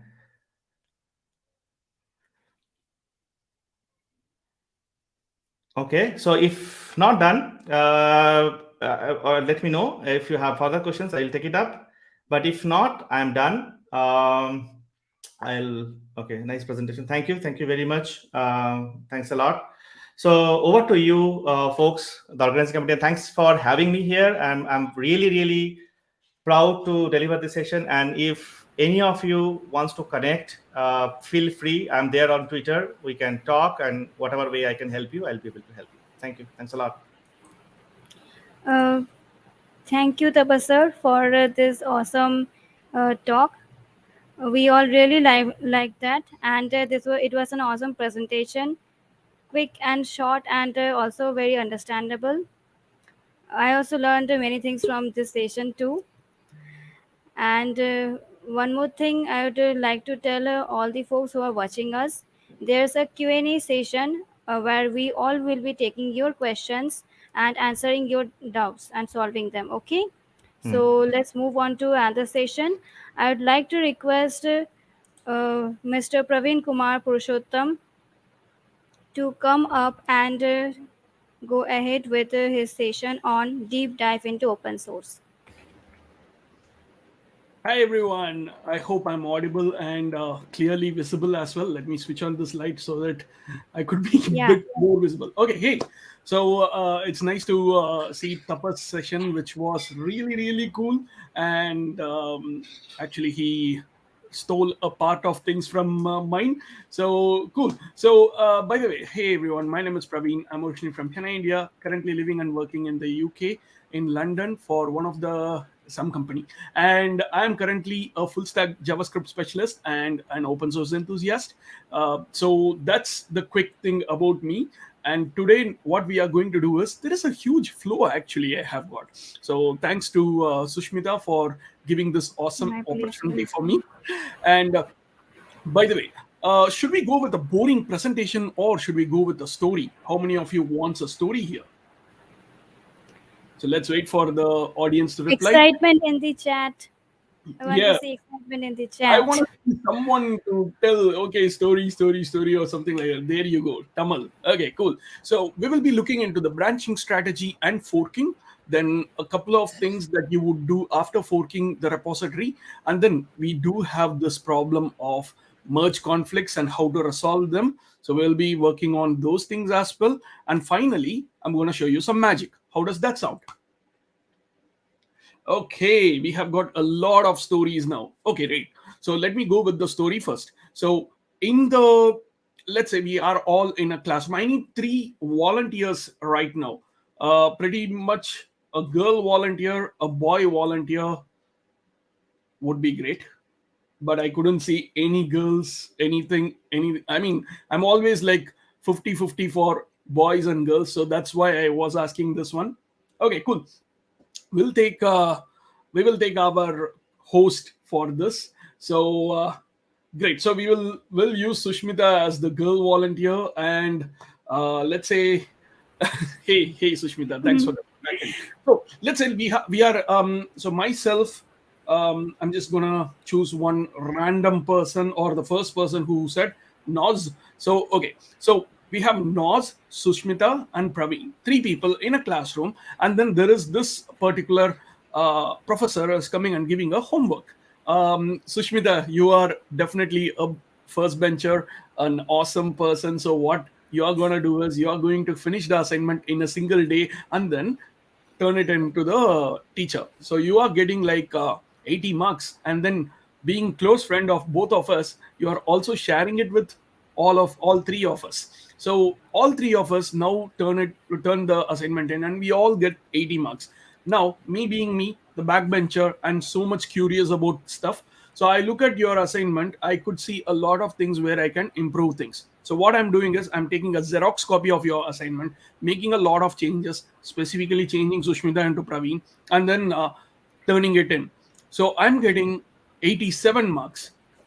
Being a good friend of you, I come to you, Sushmita, look at this. I made some changes and I got like really good marks now. So would you like to get more marks and help us as well? And then Sushmita, what she does is she copies everything, changes it better, turns it in, and then she gets 95 marks and shares the assignment with all of us. We all get 95 marks. Other than the copy part, what do you think? What has happened? What good things have happened? And don't copy your assignments in your classroom, please. Copy paste OP. So I'll just wait for a couple of seconds due to the lag and people typing time. So Sushmita, you tell me in the meantime, what do you learn from this? What is good? We already got someone like our Nos saying collaboration. Yes, teamwork, collaboration. And Sushmita, go for it. I would also like to go for teamwork, as this event has been successful due to the teamwork only. I will be introducing my team, my whole team at the end of this session. So stay tuned to know who are with me for this event to help me make this successful. And also there are many things going on in the back end. I know what is happening. By the way, Yeah, so don't say it, don't say it. All yeah. right. So teamwork, collaboration, and then I learned something new. You learned something new. So learning, etc., etc. And basically, it is also transparency. So you learn something new, you tell others, and it is transparent to the whole world. Now, coming back to the real scenario. So, Sushmita, I'm gonna call you as Microsoft. I hope you are happy with Okay. that.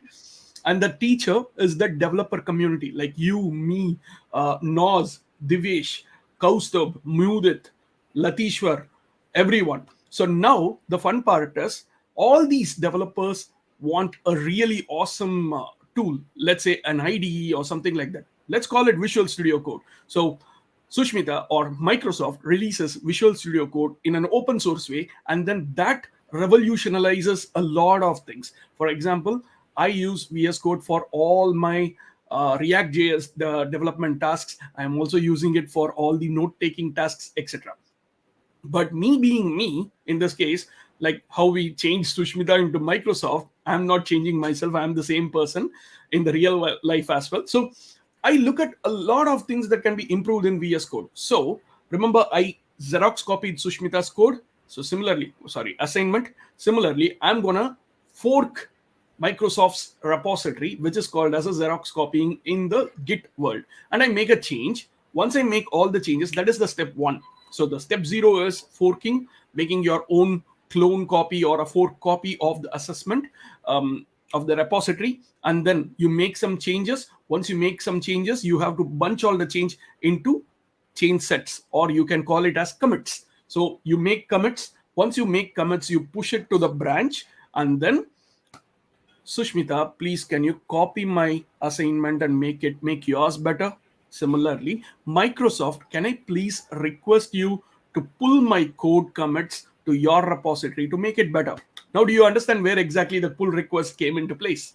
So now Microsoft pulls all the code, merges with their branch is being used by like millions of people, lakhs of people, crores of people, and then they also develop it bit further, making it the best, and then sends it over to all of us. Now, that is what happened with the 95 mark thing. So, how is the story? Awesome.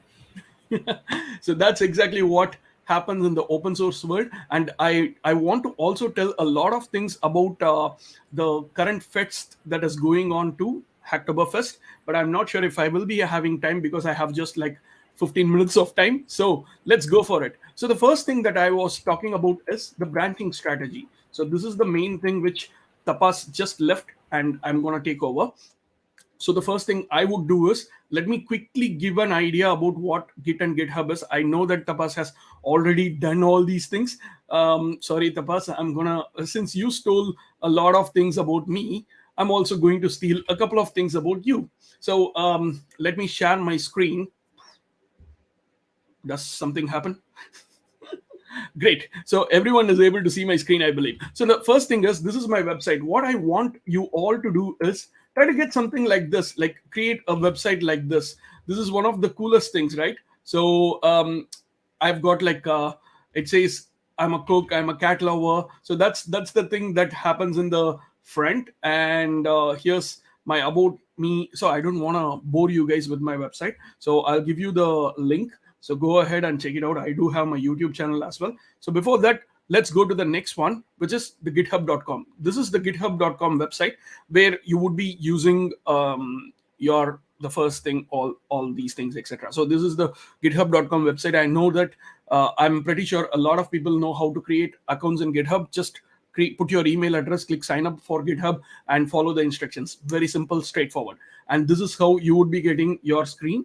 It's my dashboard once I log in. So now let's start with something really cool. Okay, so I'm going to create a new repository, and then let's create some mess. Now, before creating some mess, we will start with the branching strategy.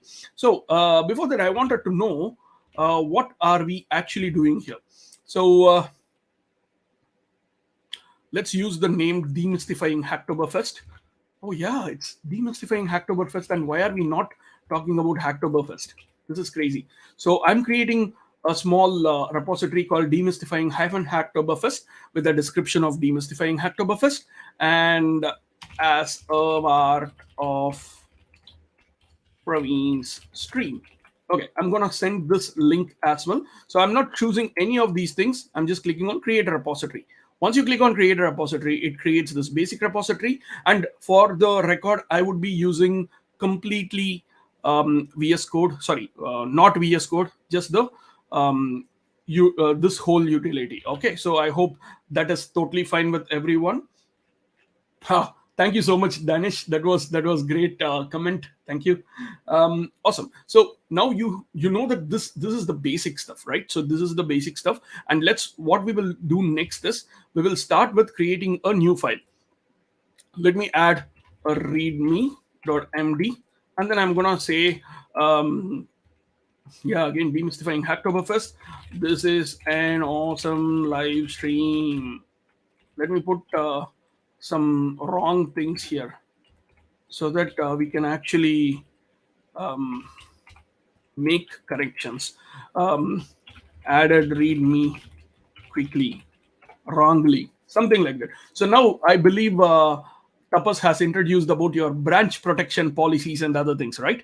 So if you go to the branches, you have got the main branch, and you can also add a rule which matches the main branch and then require a pull request before merging, and it should also require approvals as well. So these are the things that people generally do, and if you have branch protection here, you will not be able to push the code directly to these branches. Now the next thing that we are going to do is we will start with creating a change. So for example, what happens here is, since I am the owner of this repository, now this makes me show that I need to open another window and then start sharing. So let me log into another account in another window, another browser or something like that, and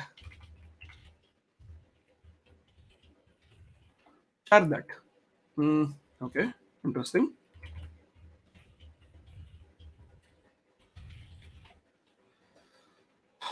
Right, I don't know if I share it now, if it goes away or something like that, but let me, yes, I have to stop my screen share and present another new. Oh, I hate this.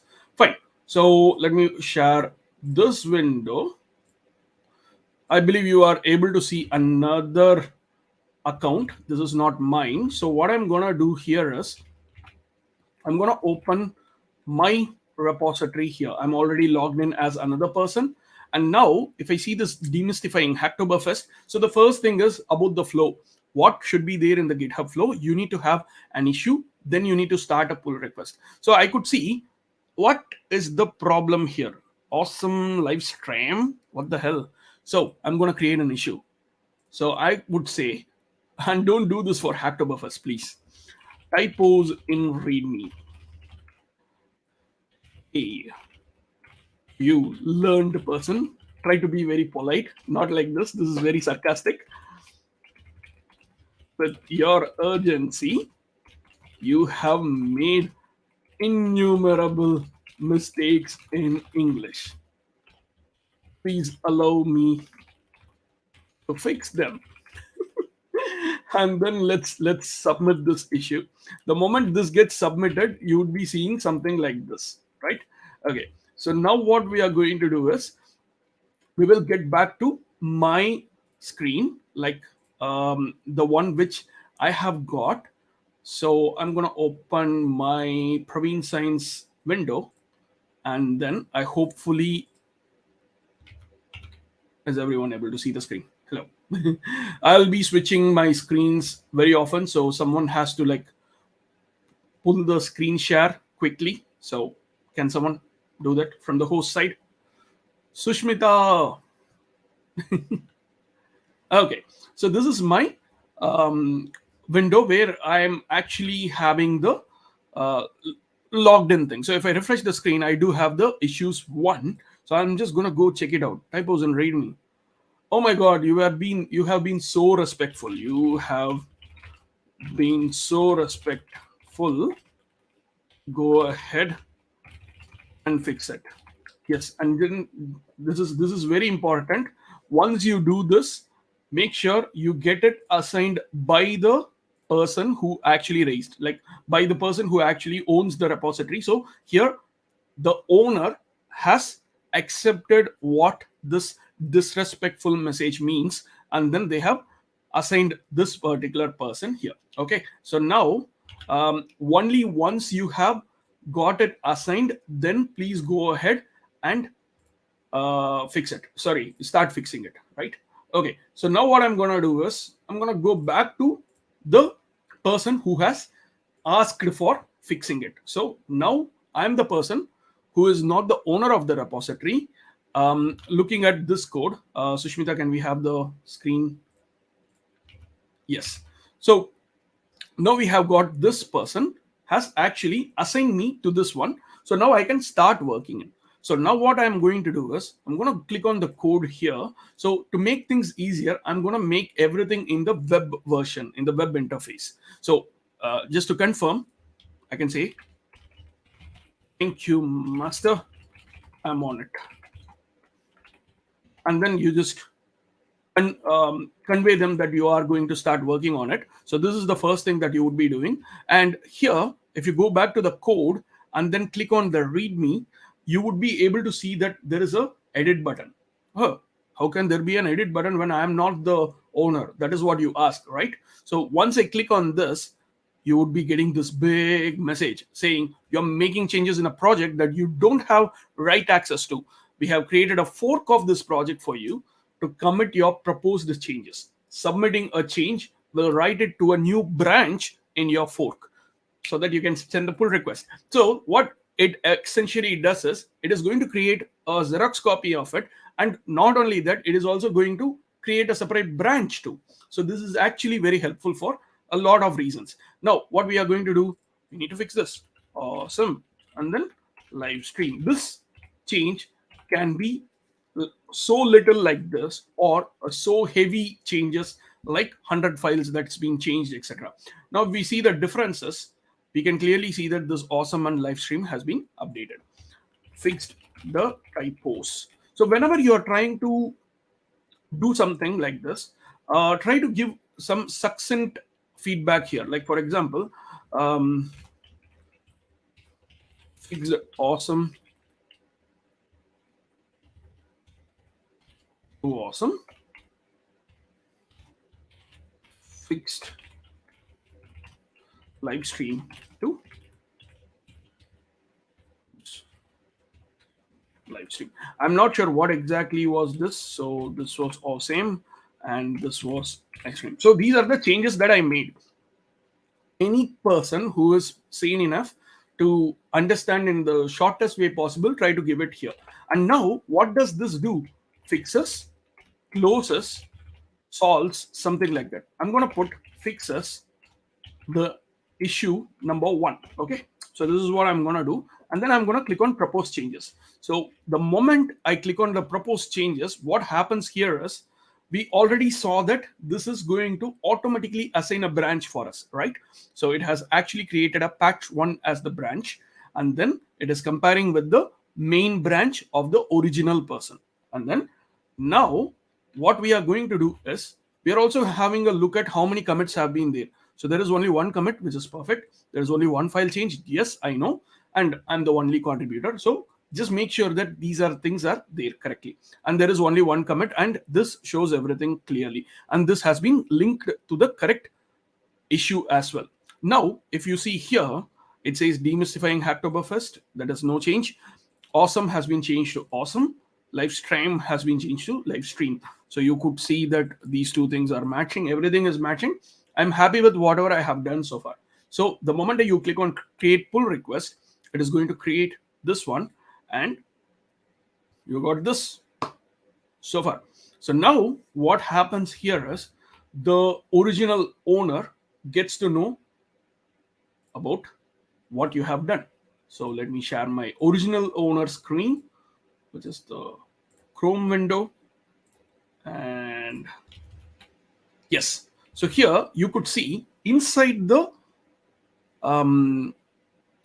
issue page itself, we could see that added a commit that referenced this issue 1 minute ago, mentioned this issue as well. So that means you can just directly open this particular issue pull request, and we can also see in the development part successfully merging this pull request may close this issue. So typos and readme.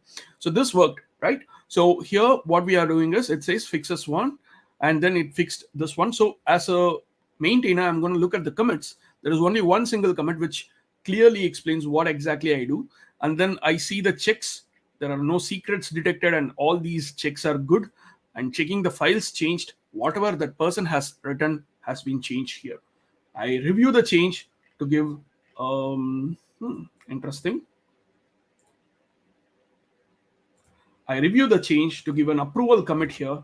Generally, people you put like LGPM, which means looks good to me, and then they will give a thumbs up, not a Thailand thing. So thumbs up or +1, and then they click the submit review. The moment it gets submit review, it goes to the changes approved stage. Then there are 3 different types of changing, creating merge commit, or squashing all the commits and merge, rebase and merge. I've actually explained all these things in my YouTube channel as well. So quickly looking at a self-dub or a promotion, here you can see the playlist. I'll send all the list of all the links here. So if I accept everything, there is this Git and GitHub practical guide. So what happens here is, here I have got like almost 3 hours of tutorials. So what each and every part has got its own set of things. So why introduction to the version control system, choosing the right version control system, why Git is so popular, why not others, downloading and installing Git, initializing a GitHub repository locally, understanding the terminologies, basic local workflow. And then you have the second part where GitHub is being introduced, GitHub's relation to Git, then creating a GitHub account, creating a new repository, pushing the local file to remote. What is this git ignore file? And then finally, you have got the last session, which is last third part, which will deal with the most crazy things like issues and pull requests, which we just saw, different merging strategies, which we are just about to explain, the choosing the best merging strategy, why we are supposed to use these things, etc. And then there are real world complete examples. So this will be shared with everyone here very soon. I'll give all the links here to Susmita to share all these things. So now we have got this thing done. So now we will go back to our merge request, and then I'm going to use squash and merge. Seems like I have got a message from. Just give me a few seconds. I really need to take this up.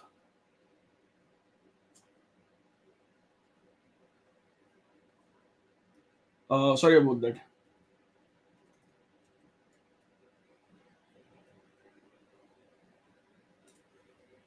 Okay.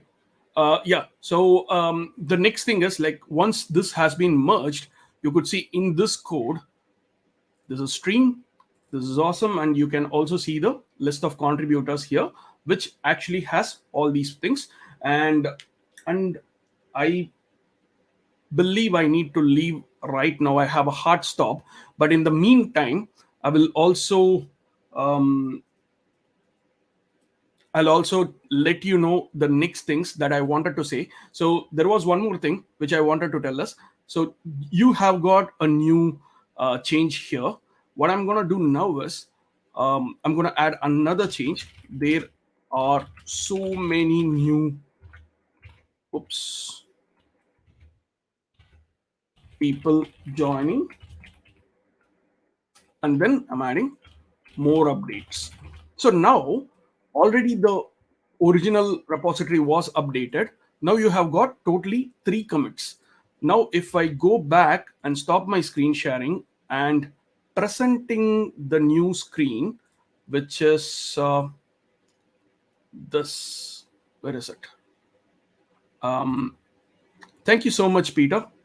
Okay, so if I go back to my the person who requested for the changes, so fix the typos. So now if you see this has been merged and closed. I'm happy. Now if you go back to the code, you could see that your changes there. Along with that, there are so many changes, new changes also. So now if I go to the fork and look at my fork, you could see that this branch is 2 commits behind my main branch. What I can do is, the quick and easy way is using the sync fork, and you can just do an update fork, and then bam. So this is one easy way of syncing the fork as well. Now coming back to the fun part, the magic part. How many of you want magic? So I'm just gonna go back to my screen, like the owner screen. Let's go back. Cool.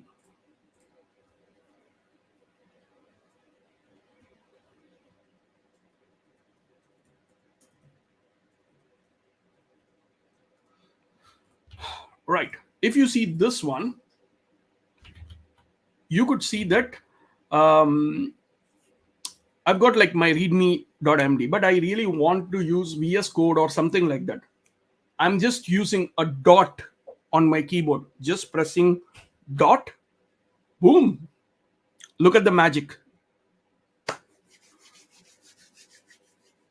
Ta-da! I got VS Code here.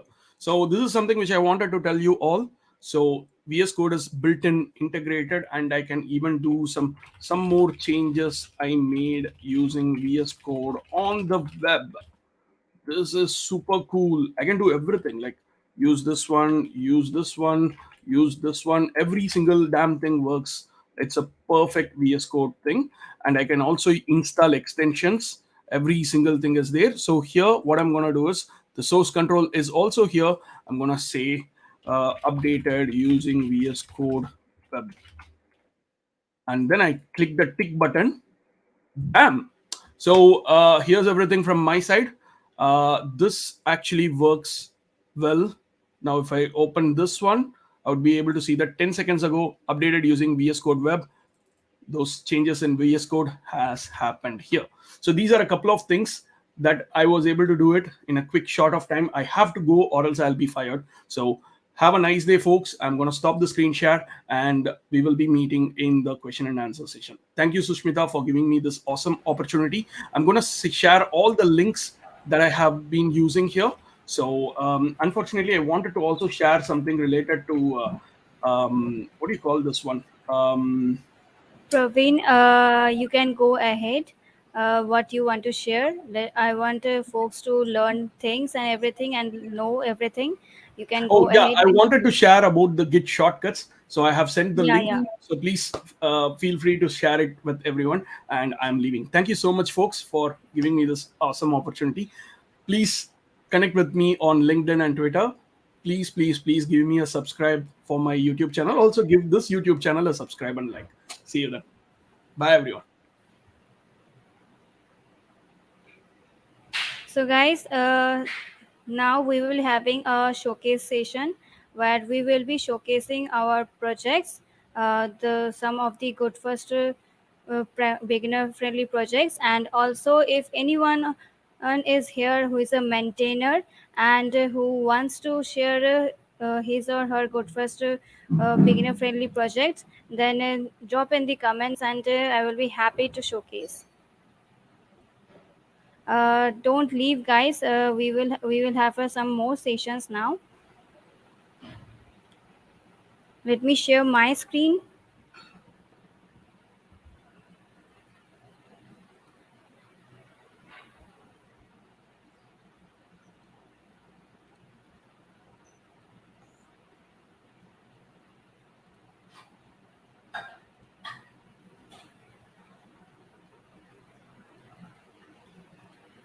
So here's some list of beginner friendly open source projects.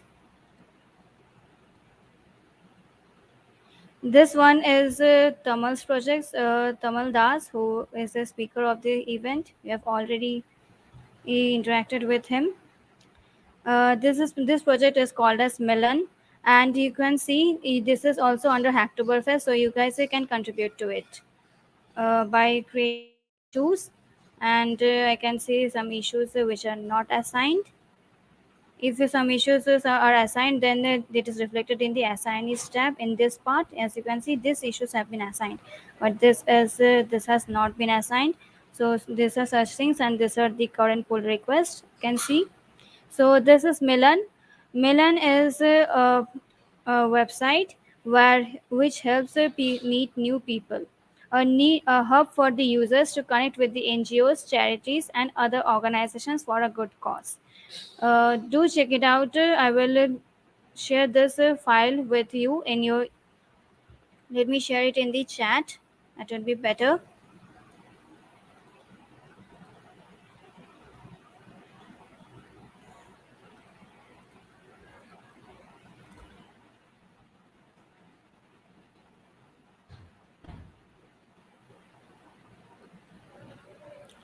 So our next project is Pet Me.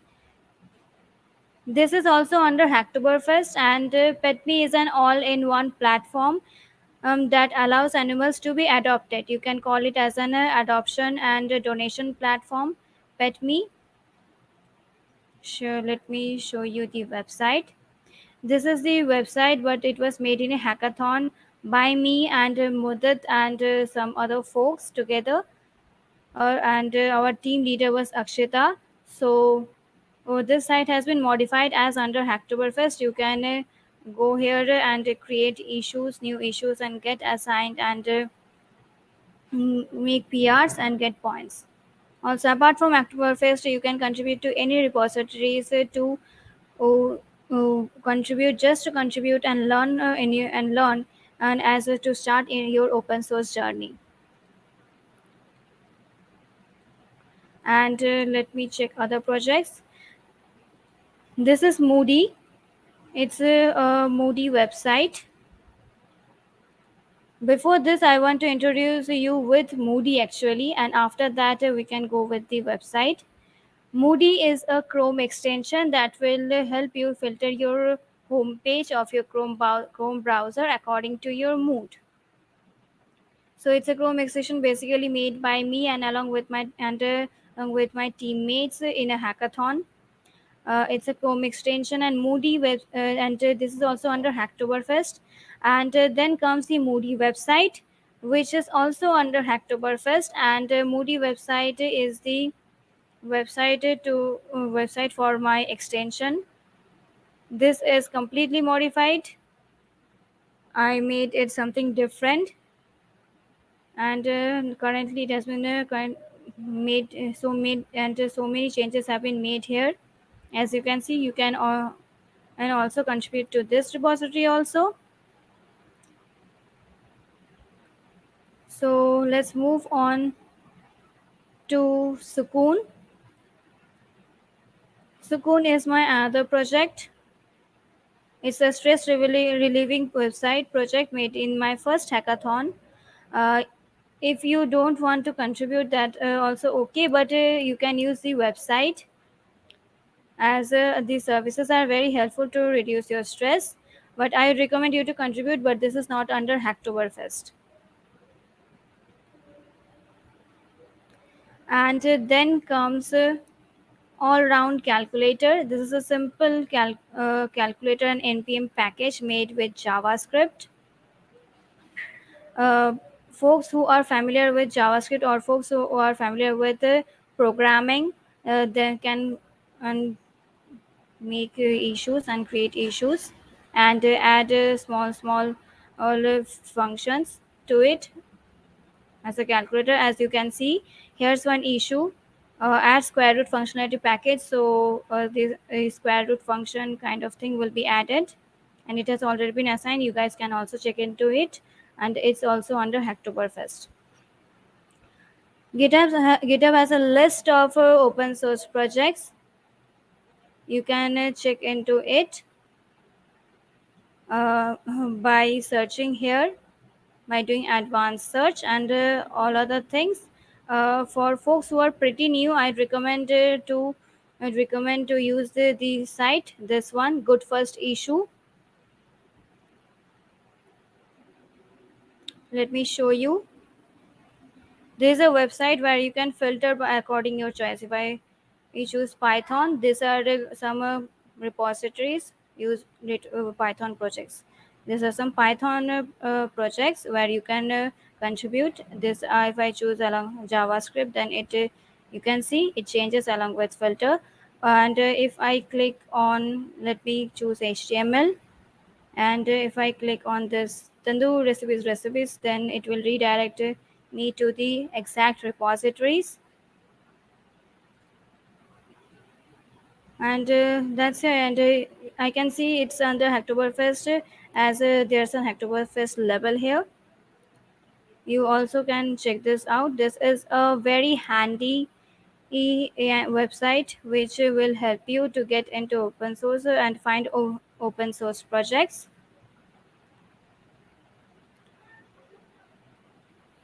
And you can also create issues in my organization. Let me show you.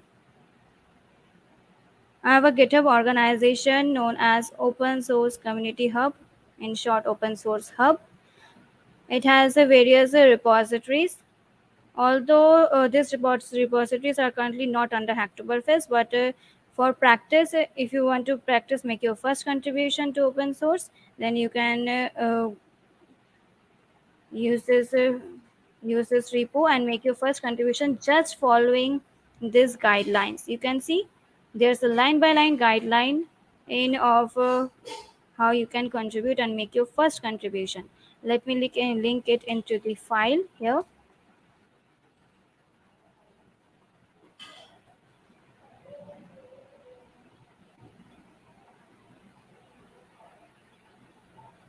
And so that's it. And you can also find many other projects. If you need any channel, good channel, then you can also subscribe to my channel. I share my open source projects and all other things in this channel, and also some tech related things. And as Tapas sir has shared his channel, and also Praveen in has also shared, you can go through their channels. And if you want to focus only on open source only, then I'd recommend to Irijaudi's channel. And Irijavdi was the person who helped me to get into open source. Let me show his Twitter profile. I hope many folks know him. Want to know? Just comment in the chat and let me know. I hope many person who are watching me right now know this person.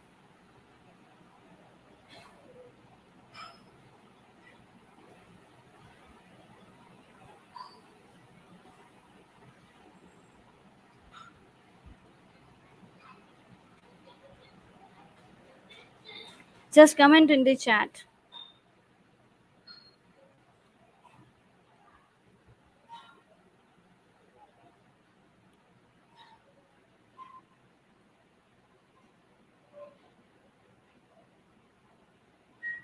Yes, he spreads awesome knowledge.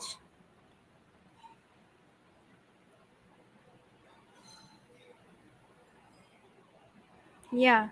So that's it. And if any one of you are a maintainer or have some open source projects, yeah, it is also my favorite person. If any one of you have any open source projects and want to share and is also open for contribution, just to share in the chat. I'm waiting for you all. I will just showcase it to the audience who are watching me.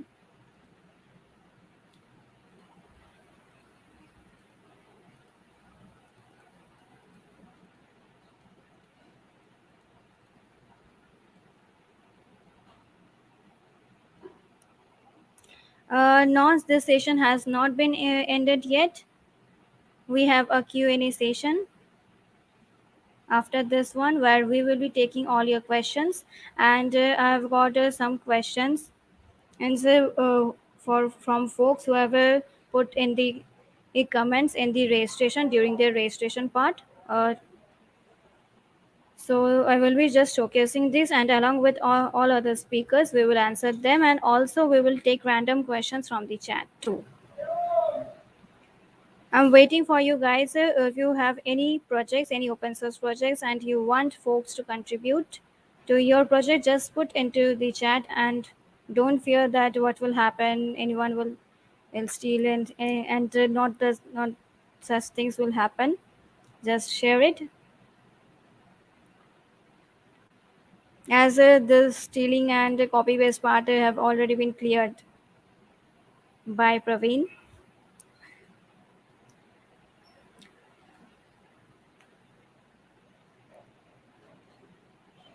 Yeah, if anyone, if you don't have any such projects, just let me know. Then we can move to the next session.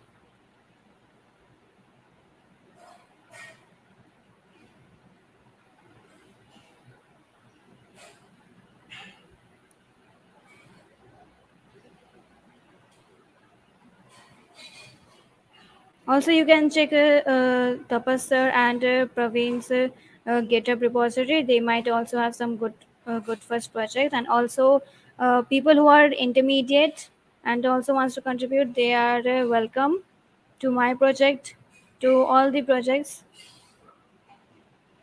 of the speakers here.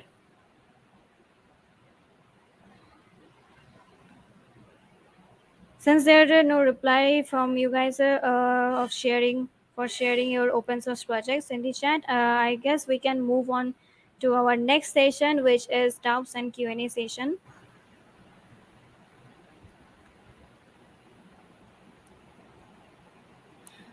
Yeah, we will answer your question soon.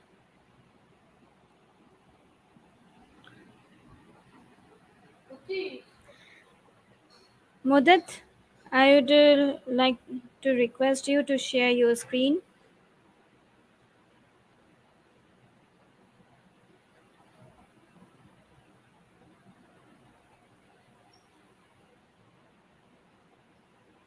And I would also like to request other speakers, Aquib, Tamal, Tapas sir,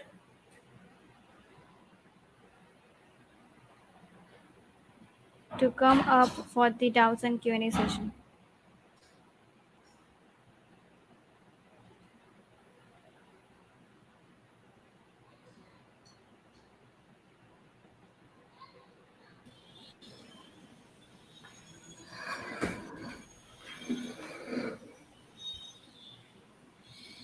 So shall we start? Yeah, we can.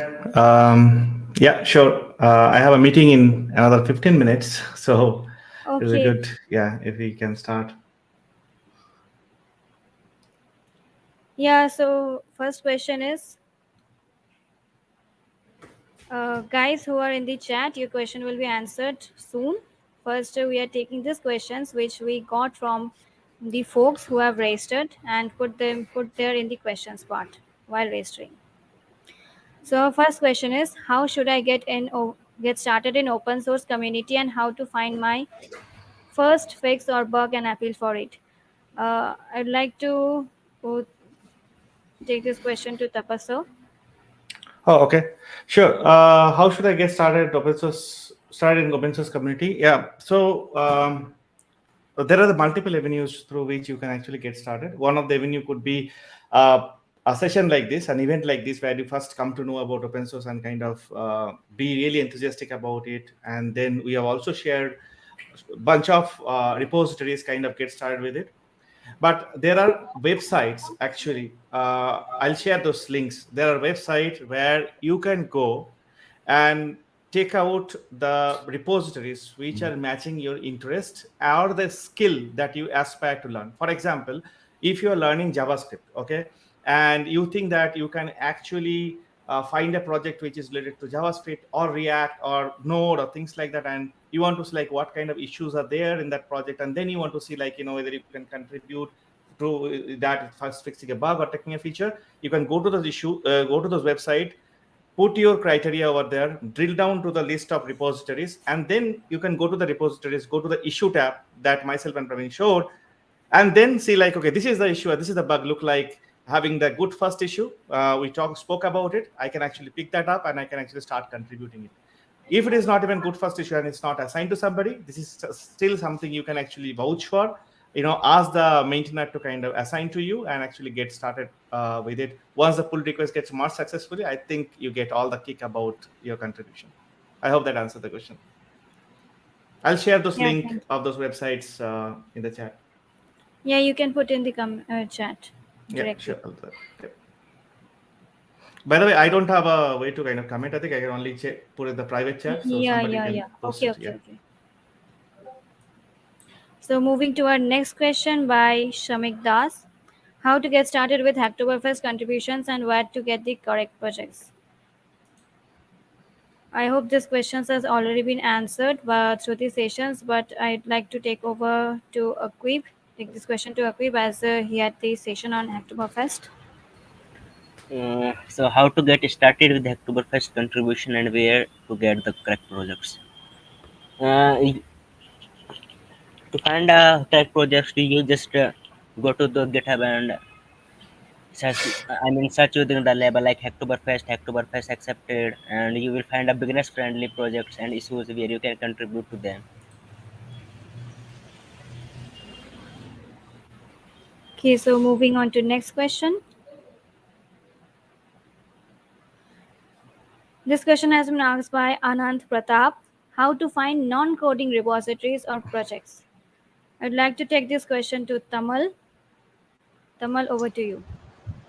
Yeah, so to find non-coding repositories or projects, you don't have to do anything special. You can go to any project that you want, any repository you want, and you need to find what you can improve via low code or non code contribution. Like if you are a UI UX designer, you can go to any website, and as you are an UI UX designer, you can check for any bugs in the UI or bugs in the UX.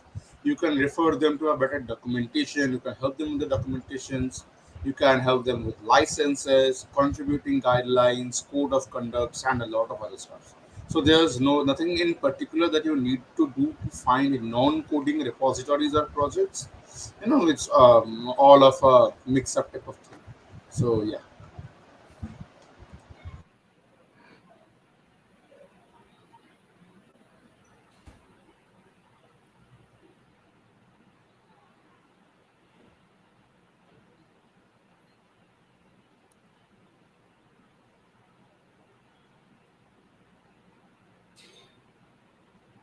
Yeah, do you want to take this question? Uh, Tapas sir. Tapasya, over to you. Okay. Okay, I should not have asked. Okay, Really so good. yeah, what amount of knowledge should we have? I would say, in not knowledge, I'll say skill. Okay, so a basic of Git and GitHub would be good because you won't spend too much time in kind of understanding like how Git and GitHub works, then you can actually focus on your contribution part. That is something that I feel is a preliminary thing that you need to know. And then I would say, apart from your coding skill and other stuff, what you need to know is like you need to know few soft skill, right? You need to have that curious mind to kind of explore the issues and things like that. You have to have patience so that you can deal with the maintainer in a right way. And you also have some kind of responsiveness. For example, if you're working on an issue or not working on an issue, things like that, please be responsive on the pull request or the issue by putting a comment so that people know like what exactly going around you if you are actually owning an issue. So it's not only about your coding knowledge, it's also about some of the soft skill, I would say. It would be required if you are not only Hacktoberfest, even beyond in the entire open source paradigm if you want to contribute. But don't miss Git and GitHub. Please learn that.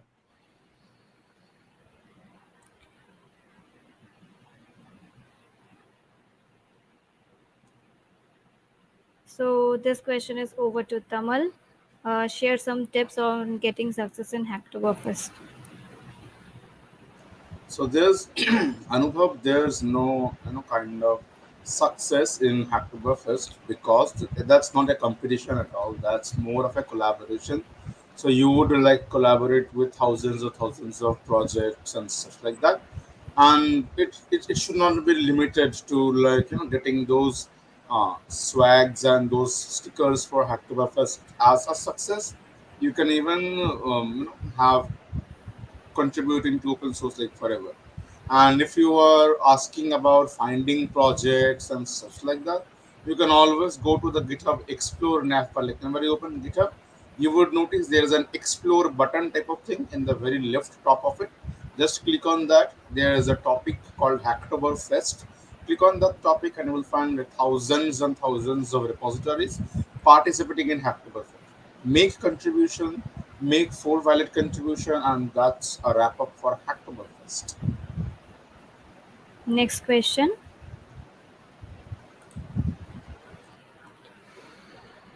This is something a good question. It's asked by Aryan. Does this help in does open source help in resume if we apply for FANG companies? Over to you, Tapas sir, as you are an experienced person. Okay, I have not applied for FANG companies yet, but what I can see is like it definitely opens up a lot of door for you. Okay, I know people specifically in my community, tech community, working with me. In their interview they had an extra edge because of contribution to the open source. And there are people who are actually in open source. I can take some of the names freely, like Hopscotch and a few other folks who kind of hire people if you have like open source contributions and those kind of things in your resume. So I can't say specifically for the FANG company because I don't have much knowledge about that, but overall for you to kind of get a job, secure a job, your open source contribution definitely counts. So if you have made any open source contribution, make sure you put them into your resume. Make sure you make your GitHub profile page good. Make sure you put your GitHub link into your resume so that you have a chance to talk about your project and the project contributions with the interviewer. And then more you do that, you drive your interviews towards your work, not what is there in interviewer's mind. And that's why you win your job and win your interviews. Okay, so next question, please, Mudit. How to connect with good people and build network? Over to you, Tamal. So this is a interesting question that on how to Yeah. connect with good people and build a network. The answer is simple. Wherever you get to see like-minded people or get to see people who are doing something that you want to do in the future, reach out to them. For example, you are watching this live stream. If you are watching this live stream, you see Susmita, you see me, you see Tapas sir, you saw Praveen sir, and all the other speakers. Reach out to them, go to their YouTube channel or Twitter and LinkedIn, give them a follow. What will happen? You will be getting their tweets, you will be getting to know what they're doing, how they're doing, and whenever you see something very interesting, or suppose like I'm an open source advocate and I have like what to say, an urge to become a DevRel or developer advocate. So I reach out to those people who are actually a DevRel or developer advocate and talk to them. They introduce me to some communities, and I go to those communities, and I am there. And and you do good work there, and as a result, the you build a network with good people. As simple as that.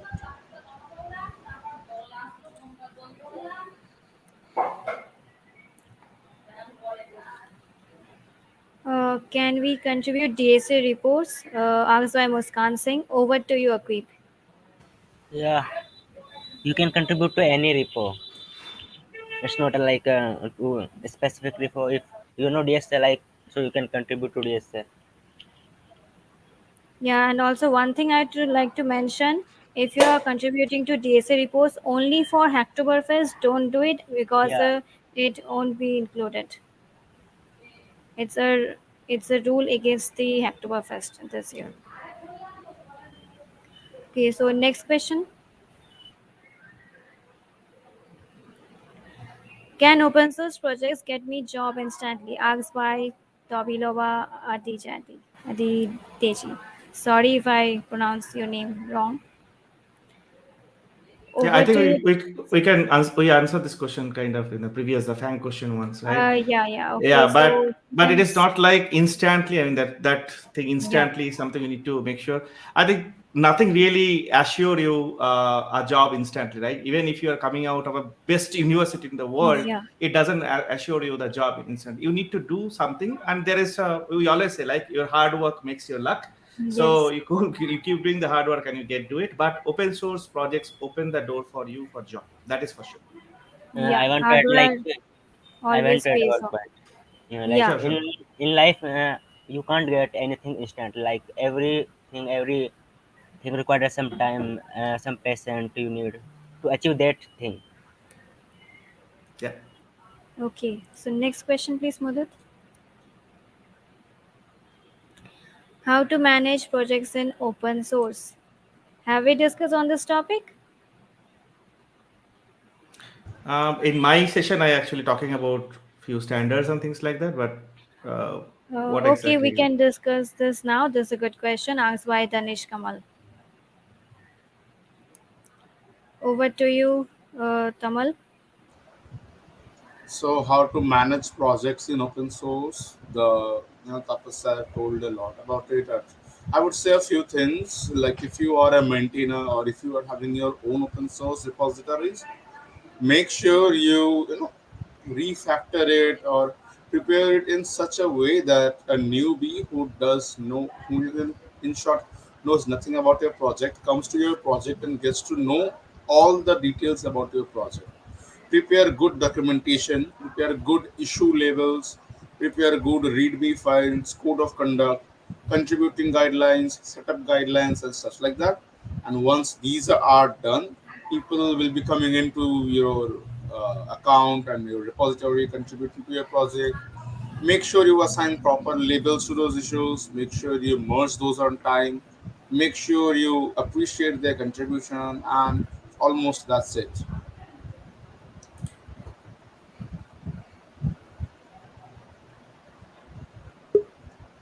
How one can contribute to big companies? Asked by Devanshu Saxena.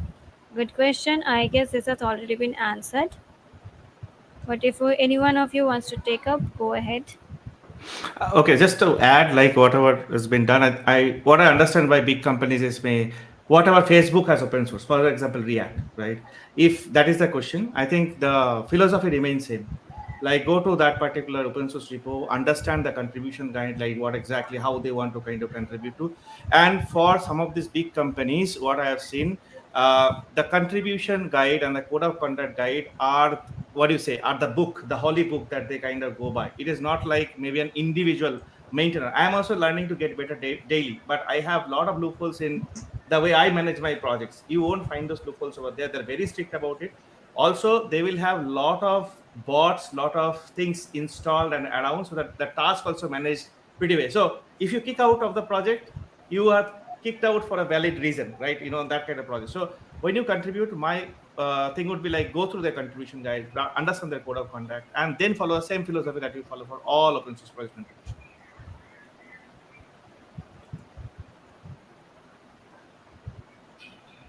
Next question, please, Mudit. Oh, Are we so done? we are done. Okay, so let's take some more questions from the chat directly. Moving over to our first question. What is good first issue? Over to you, Tapasa. Tamal, you want to go? I want to take the cybersecurity question next. Oh, yeah, okay. Yeah, Over to you, sure, sure. Taman. So basically, good first issue is basically an issue which is aimed at beginners. Like if you are a total beginner and you want to contribute to that project, you can go there and take up that good first issue.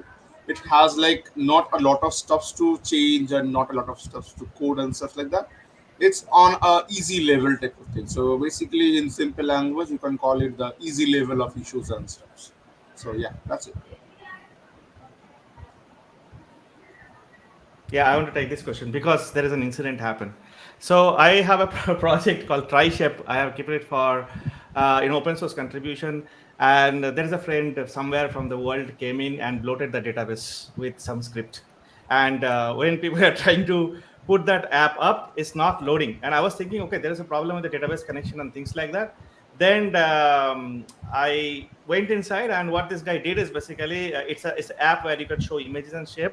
He has taken Pornhub logo, and he has kind of created probably 10,000 such entries into the database. And then I figured out that it's an attack. So, as a cybersecurity enthusiast, Kostav, I think you have a lot of opportunities, specifically the projects that are there in the web domain. And we know, like there are the security attack possible, like you have XSS, and you have various different kind of attack that you can actually see, recognize, and do it. As a security expert myself, who also run tools like say FODs, burp, and things like that, and in our organization, and make standardization of the product before we ship. I think our open source project also should meet some of those standards. Not like they should be very open. So the thing that I faced, if it is a very end user customer facing application, I will be losing on my revenues. So I have the scope for you, buddy. So please reach out to me. I want to secure some of my app, and I'll get you the issue.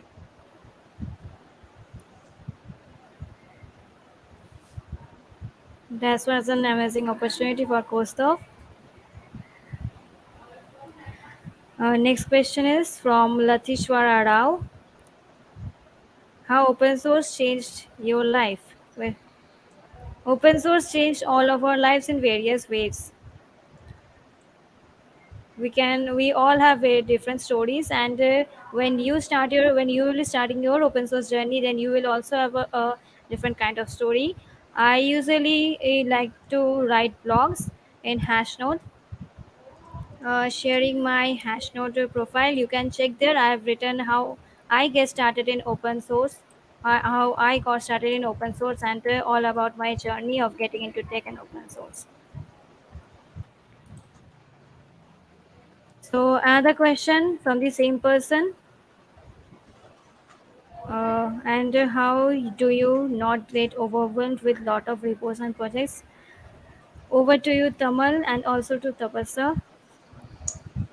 So, to be honest, this question is kind of interesting too, because at this moment I am actually kind of overwhelmed. The reason is Hacktoberfest. I am maintaining like a total of 5 repos, and every time I wake up, I am greeted by like around 300 notifications, 200 notifications. The people, some of them are spamming, some of them are tagging me, some of them are commenting, raising issues and stuff like that. So it's overwhelming at some point, but it's also fun. And like if you are a beginner and you take a look at some open source project, you will feel overwhelmed too. I used to feel that I did not know how to even set up something in my local device. So you just have to, try that trial and error method. You just have to hit it around. You just have to keep on trying until you hit that point. So yeah, that's it. Yeah, I'll add to that. I can completely understand what Tamal is going through. 31st,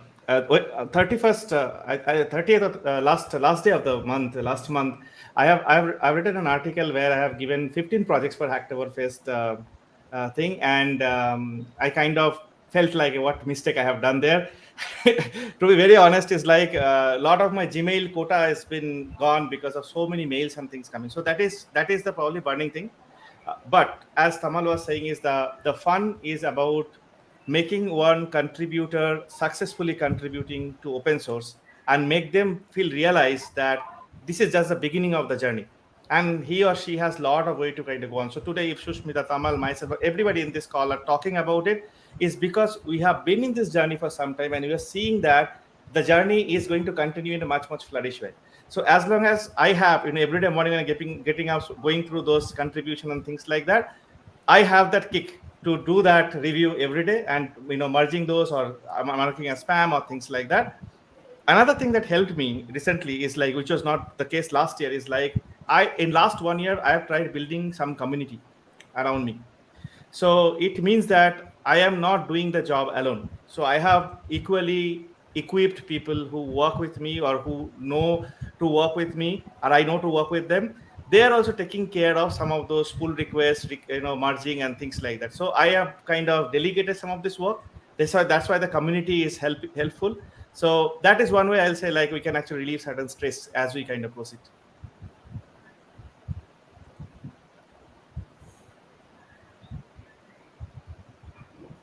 Yeah, sure. So I would like to share one thing with all of you who are watching now. I'm starting an open source project called as API World. Who is interested in web development and want to collaborate with us? I'm sharing a link in the chat, sharing the link in the live chat. Do check it out and join my Discord server, and ping me there as you are interested to collaborate with me. API World is basically a collection of API web applications. For example, if you ever seen React Play, it's a project by Tapasar and his team. We have just taken the initiative from there, and we are trying to building API World, and API World will have various collections of web applications where various APIs have been used to build that web application. Shubham, I'm sharing the link in the chat. Kindly do join my Discord channel and ping me there to give you the role.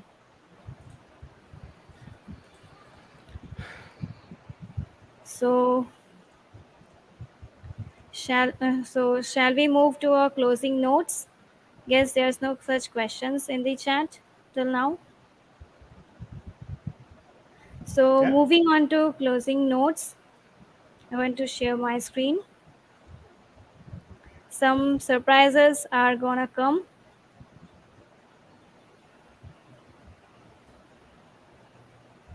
in this part in the last session. Share screen, window.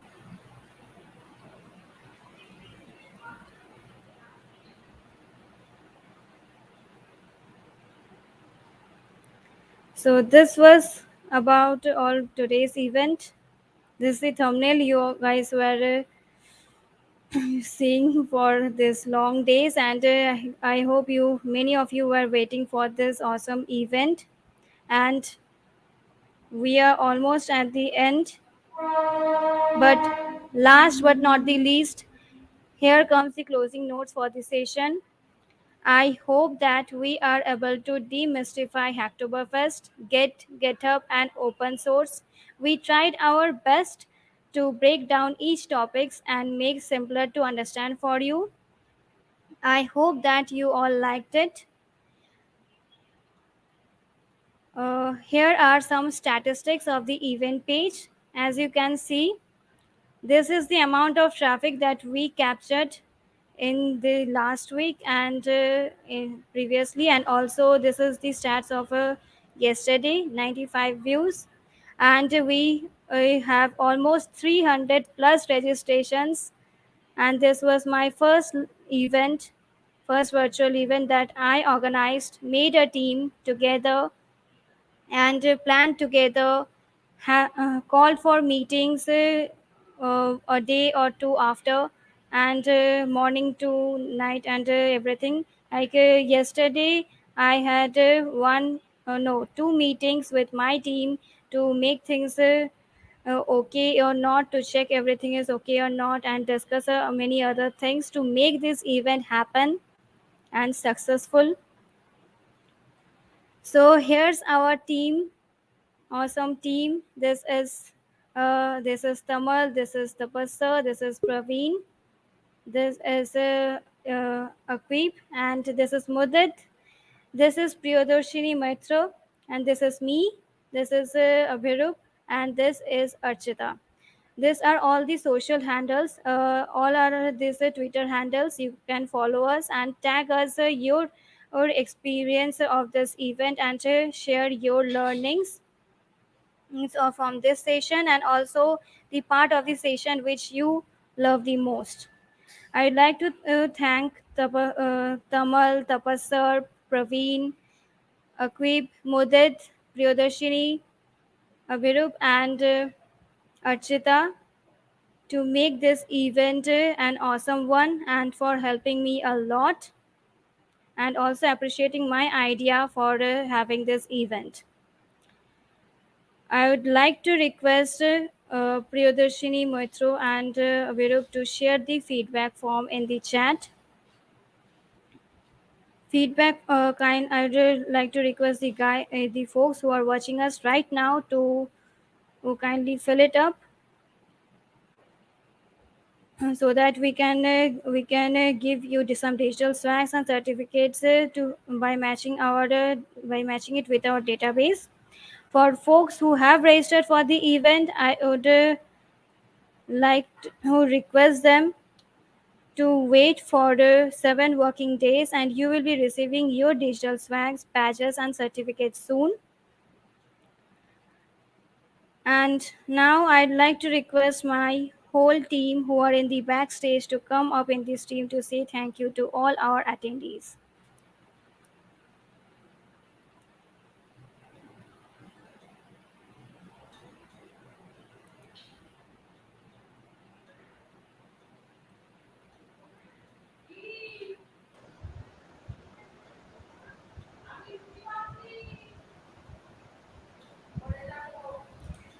So here's my whole team here.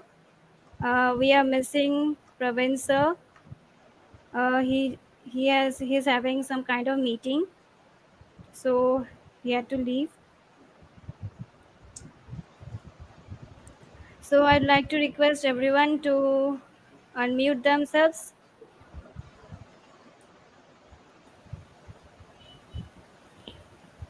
Hello everyone.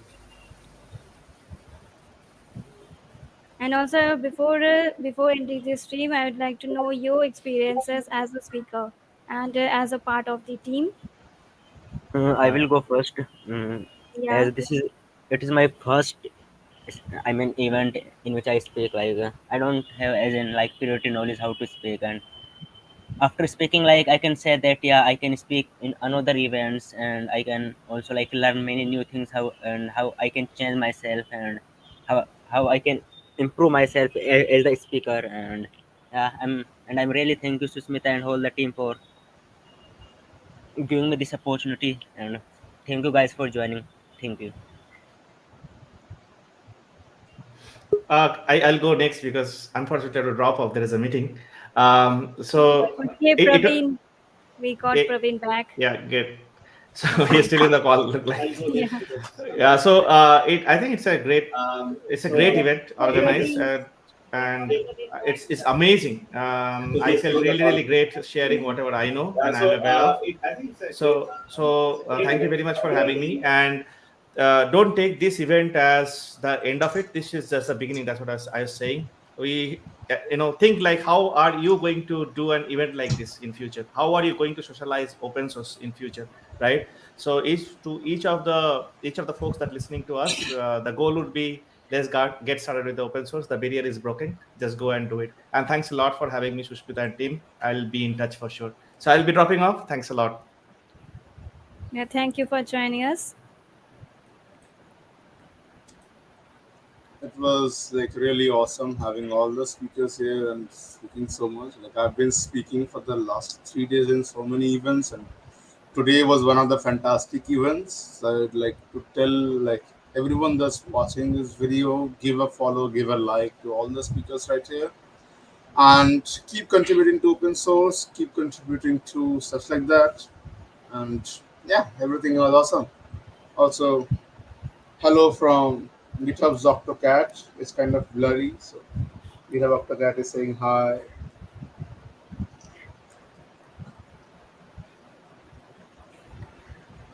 Over to you, Praveen, if you can. Praveen is not able Okay. to talk. I think he's in a meeting. So I'd like to who take it to Mudit. It was nice.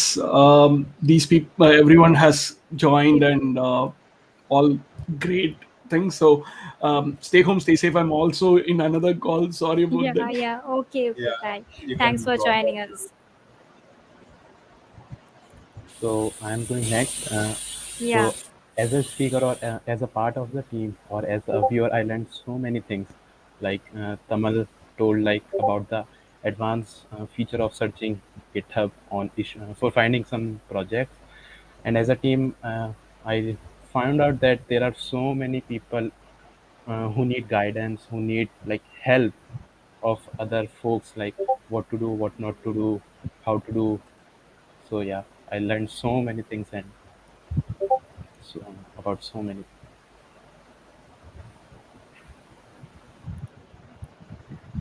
Over to Priyadarshini, Abhirup, and Archita, who wanna go first and go ahead.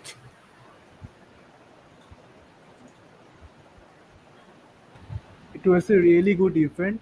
I just liked it, and thanks to all the folks for staying us for till this late. I think it's been 3 hours till now, and thanks to all of you for staying with us. Hope we'll conduct events like this often. Thank you all. Yeah, we will surely conduct more events like this in near future. So, hi everyone. I hope I am audible. Yes, you are. Oh, okay. So, it was a great event, and I was overwhelmed with the response we got on the registration form. Like, it was nearly 300 persons.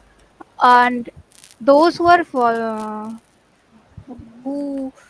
taking the feedback form, please mention your email ID that you gave us in the registration form, or else we won't be able to send the digital swags. Thank you. I hope we can conduct more events like this in future, and we can see you guys be here too. No next event, and the statistics were so huge that we didn't expect it, but it was awesome. Like after this event, I'm thinking that we will be receiving more crowd from you guys, and we might reach 500 registration in our next event. So thank you all for joining us today. I hope you all liked it. Kindly fill up the feedback form, and we will meet soon in another video. I will be coming up with a video soon and next week probably, and then we will have a this kind of event soon. There will be an announcement video for this too. Thanks for joining us. We really all had fun and making this event and planning things for you. We do really appreciate your feedback after you fill up the feedback form. Oh, Devesh, you are too fast. You gave your feedback. Thanks a lot. We'll be going through that only. And then via your feedback form, it's as it's also helpful. We will also be able to improve ourselves for our next event. See you guys in some other video and some other live stream. Bye, Yeah. everyone. Bye everyone. Bye. Bye.